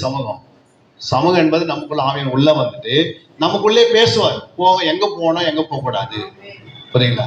நீங்க சொல்ற வீட்டை விட்டு நீ வெளியே போயிடுமா, பிள்ளைங்களாம் எட்டுக்குன்னு என்ன பண்ணு, சீக்கிரமா உங்க கணவரை பிள்ளைங்களை எட்டுக்குன்னு நீங்க போய் என்ன பண்ணுங்க, இந்த இடத்துக்கு போகணும்னு சொல்லுவார். நீங்க வீட்டை விட்டு அப்படியே போகும்போது பூகம்பம் வரும், பூமி அதிர்ச்சி, வீடு வந்து இஞ்சி விழுந்து கிடக்கும். அப்ப எதுக்காக ஆண்டு வெளியே போக சொன்னாரு? வரப்போற காரியம், ஒரு பூகம்பம் வருதுன்னு வரப்போற காரியம் சொன்னாரு. வரப்போற காரியத்தை உனக்கு அறிவிப்பாருன்னா, பூகம்பம் வருதுன்னு உன்னை வெளியே போனா நான் இல்லை நான் 8 hours ஒன்னும் தூங்கினுங்கன்னா நான் அப்படியே தூங்க வேண்டியதான் பரவாயில்ல. உனக்கு வர நன்மைக்காக தான் ஆண்டு என்ன பண்ணுவாரு? உன்னை நடத்தினே இருப்பார். அவர் உனக்குள்ள இருக்கிற ஆவியானவர் உனக்கு இங்க வேலை இருக்குது அங்க போடுவாரு, இந்த அப்ளிகேஷன் வாங்கன்னு போடுன்னுவாரு, இங்க வந்து இது எடுன்னுவாரு, இந்த இடத்துக்கு போகணுவாரு, அங்க உனக்கு எல்லா நன்மைகளும் உனக்கு ஆவியானே சொல்லிடுவார். யாருக்கு தெரியுதோ இல்லையோ, இந்த பூமியில தமிழ்நாட்டில் எத்தனை வேக்கண்ட் இருக்குதுன்னு யாருக்கு தெரியும்? ஆவியானவருக்கு தெரியும். நீ அவர் சொல்வாரு இன்னைக்கு போய் அப்ளிகேஷன் வாங்கிடுவாரு, நீ வாங்கி என்ன பண்ணுவேன்? போடுவேன், உனக்கு வேலை கிடைச்சி. புரியுங்களா? அப்போ ஆவியான வரப்போற காரியங்கள்லாம் உனக்கு நன்மையானவர்களே காட்டி தீமை வருதுன்னு சொல்லுவார். சுனாமி வரும்போது நீ என்ன பண்ணாதே, இன்னைக்கு அந்த இடத்துக்கு போகாதே, தடுப்பாரு. நீங்க போகலாம் அப்படின்னா ஏதாவது பிடிங்கி விடுவார், கை கால அப்படி என்ன பண்ணுவார், மேல ஒரு கல் வந்து விழுற மாதிரி வலி இருந்துச்சுன்னா நீ ஹாஸ்பிட்டலுக்கு போயிடுவார். அப்போ அதை நடந்து முடிஞ்சிடும். அது இல்லையா? அதாவது உனக்கு வழி நிறைய காட்டுவார், நீ அது எடுக்கலாம், வேற ஏதாவது ஒரு வழி காட்டுவார். புரியுது? நீ தாமதமானால் என்ன சொல்ல, கை பிடிச்சி ஓடுறாங்க, திரும்பி பார்க்காதன்னு சொல்லினே போறாரு ஆவியனர். அந்த அம்மா என்ன பண்ணிட்டாங்க? திரும்பி பார்த்துட்டாங்க. ஏன் திரும்பி பார்த்தாங்க? அவங்க கம்பளம் வாங்கி வச்சிருந்தாங்க, பொண்ணுக்கு செயின் வாங்கி வச்சிருந்தாங்க கல்யாணத்துக்காக, எல்லாத்தையும் திரும்பி பார்த்தாங்க. திரும்பி பார்க்காத என்ன அர்த்தம்னா, நீ அந்த தேசத்தை என்ன பண்ணாது வரைக்கும், நான் அடிக்கிற வரைக்கும் நீ பண்ணக்கூடாது, பார்க்கக்கூடாது. அந்த அம்மா திரும்பி பார்த்ததுனால அவங்க உப்புத்துணா மாறி பிள்ளைங்க கெட்டு சீரழிந்து அப்புறம் மோவாப் தேசத்துக்கு போய் அங்கே அந்நிய தேசத்தின் முகத்தில் பிணைக்கப்பட்டு அப்புறம் அங்கே இதாகி அப்படியே அப்புறம் லாஸ்ட்ல ரூத் அம்மா வந்தாங்க. அல்லையா? ஒரு ரூத் வருவதுக்கு தான் இந்த வழி. அல்லையா? அப்போ நீங்க பார்த்துருப்பீங்க ரூத் எந்த வழியில வந்தாங்க. ஒவ்வொன்றையும் ஆண்டவர் ஆவியான நமக்கு எதுக்கு இருக்கிறார்னா நம்ம சரியான வழியில் நடத்தும். இல்லையா? எத்தனை பேருக்கு நீ புரிஞ்சுது? இதோட லஞ்ச் டைம் இல்லாம, ஆமாம் லஞ்ச் டைம் போயின்னு இருக்கு, டைம் போதே தெரியாது.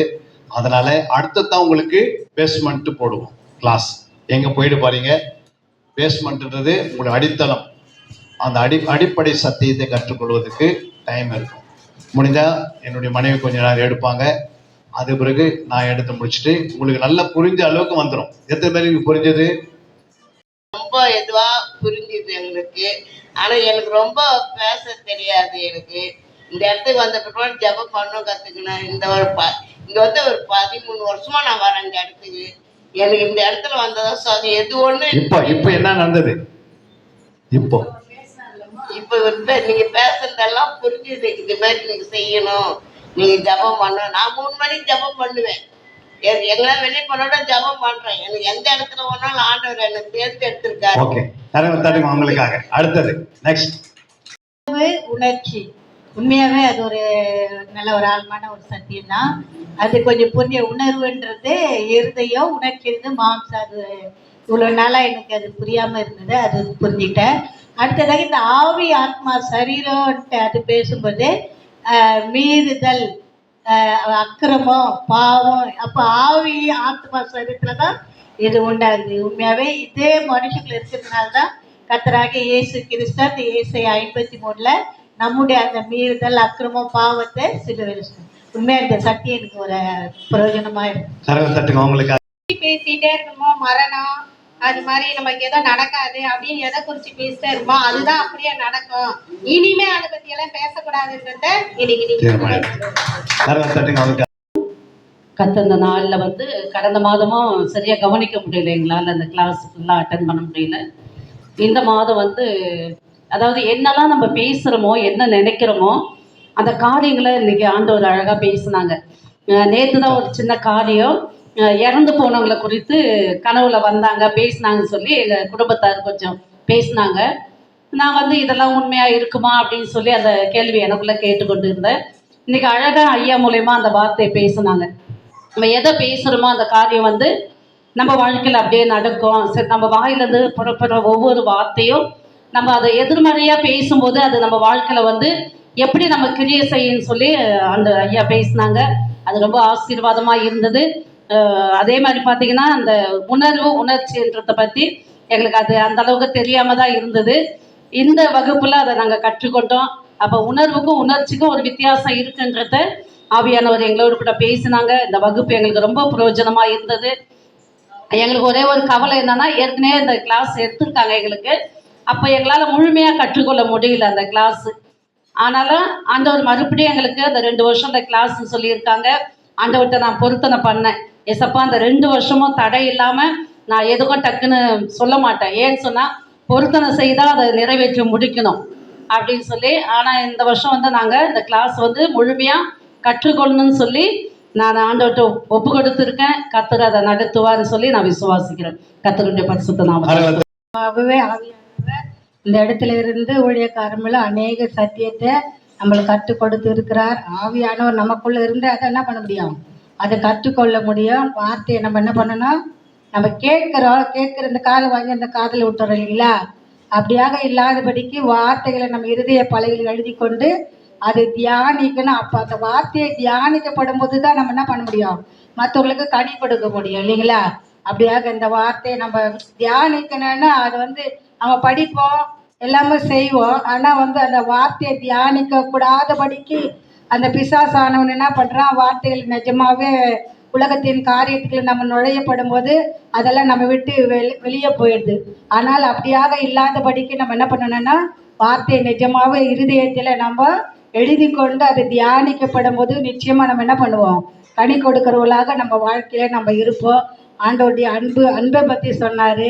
அதெல்லாம் கர்த்தர் நிச்சயமாக அந்த கனிகளெல்லாம் நம்மளுக்கு கொடுத்து அவரை நம்மளை ஆசீர்வதிப்பார். அந்த வார்த்தை பிரயோஜனமாக இருந்தது. கர்த்தர் நம்ம இதை ஆசீர்வதிப்பாராங்க.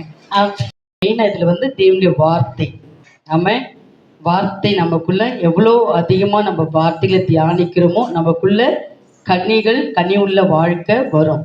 இந்த வார்த்தை அந்த அரிசிக்கு ஒப்பனையாக சொன்னார். ஒரு அரிசி நம்மக்கிட்ட இருந்தால் அதில் எவ்வளோ விதமான காரியங்கள் நம்மளால் செய்ய முடியும். அதே போல் தேவனுடைய வசனம் வேதம் நமக்குள்ளே இருந்து தேவனுடைய வார்த்தை நமக்குள்ளே இருந்தால் நம்மை கொண்டு கூட கர்த்தர் பெரிய காரியங்களை என்ன வேணாலும் என்ன பண்ண முடியும், செய்ய முடியும் அப்படின்றத நம்ம கற்றுக்கொண்டோம்.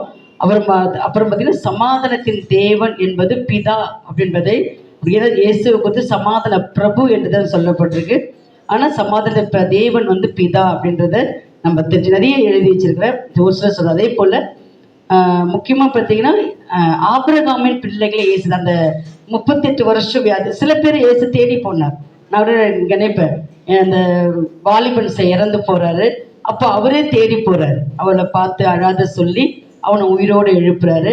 அதே போல் 38 வருஷம் வியாதிஸ்தரை இயேசப்பா தேடி போகிறார். அதனால நான் அநேகரை சந்தேகப்படுறேன். ஆனால் இன்றைக்கு ஆபிரகாமின் பிள்ளைகளை இயேசு தேடி போகிறார் என்றது. ஆமாம்.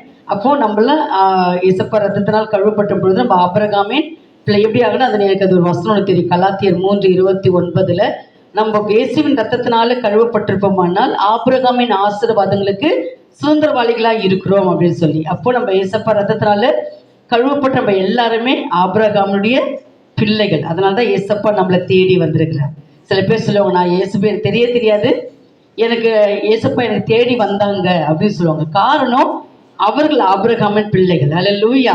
இன்னைக்கு நம்மளை இயேசு தேடி வந்தாலும் நம்ம ஆபிரகாமின் பிள்ளைகள் என்பதை கர்த்தர் அதுல சொல்லுகிறது. இதெல்லாம் நிறைய காரியங்களை நமக்கு தெய்வங்கள். அதே போல இருதயத்துல இந்த குற்றமில்லை என்ற நியாயப்பிரமாணம் எப்படி இந்த உலகத்துல வந்தது, எப்படி மனுஷர்கள்னா அவர் சொன்னார்ல, குழந்தைகள் இயேசு கிறிஸ்து மரித்து உயிர்த்தெழுந்த பிறகு பிறக்கிற ஒவ்வொரு குழந்தைகளுக்குள்ளும் கர்ப்பத்தில் இருக்கும் பொழுதே அந்த இருதயத்தில் என்ன வச்சிடறான், குற்றமில்லை என்றதை ஆண்டவர் அதில் உருவாக்கிடுறாரு அப்படின்னு சொன்னாரு. இதெல்லாம் ஒரு டிஃப்ரெண்ட்டாக இருந்தது. நல்ல ஒரு ஆசீர்வாதமாக இருந்தது. கர்த்தர் ஆசீர்வதிப்பாராக.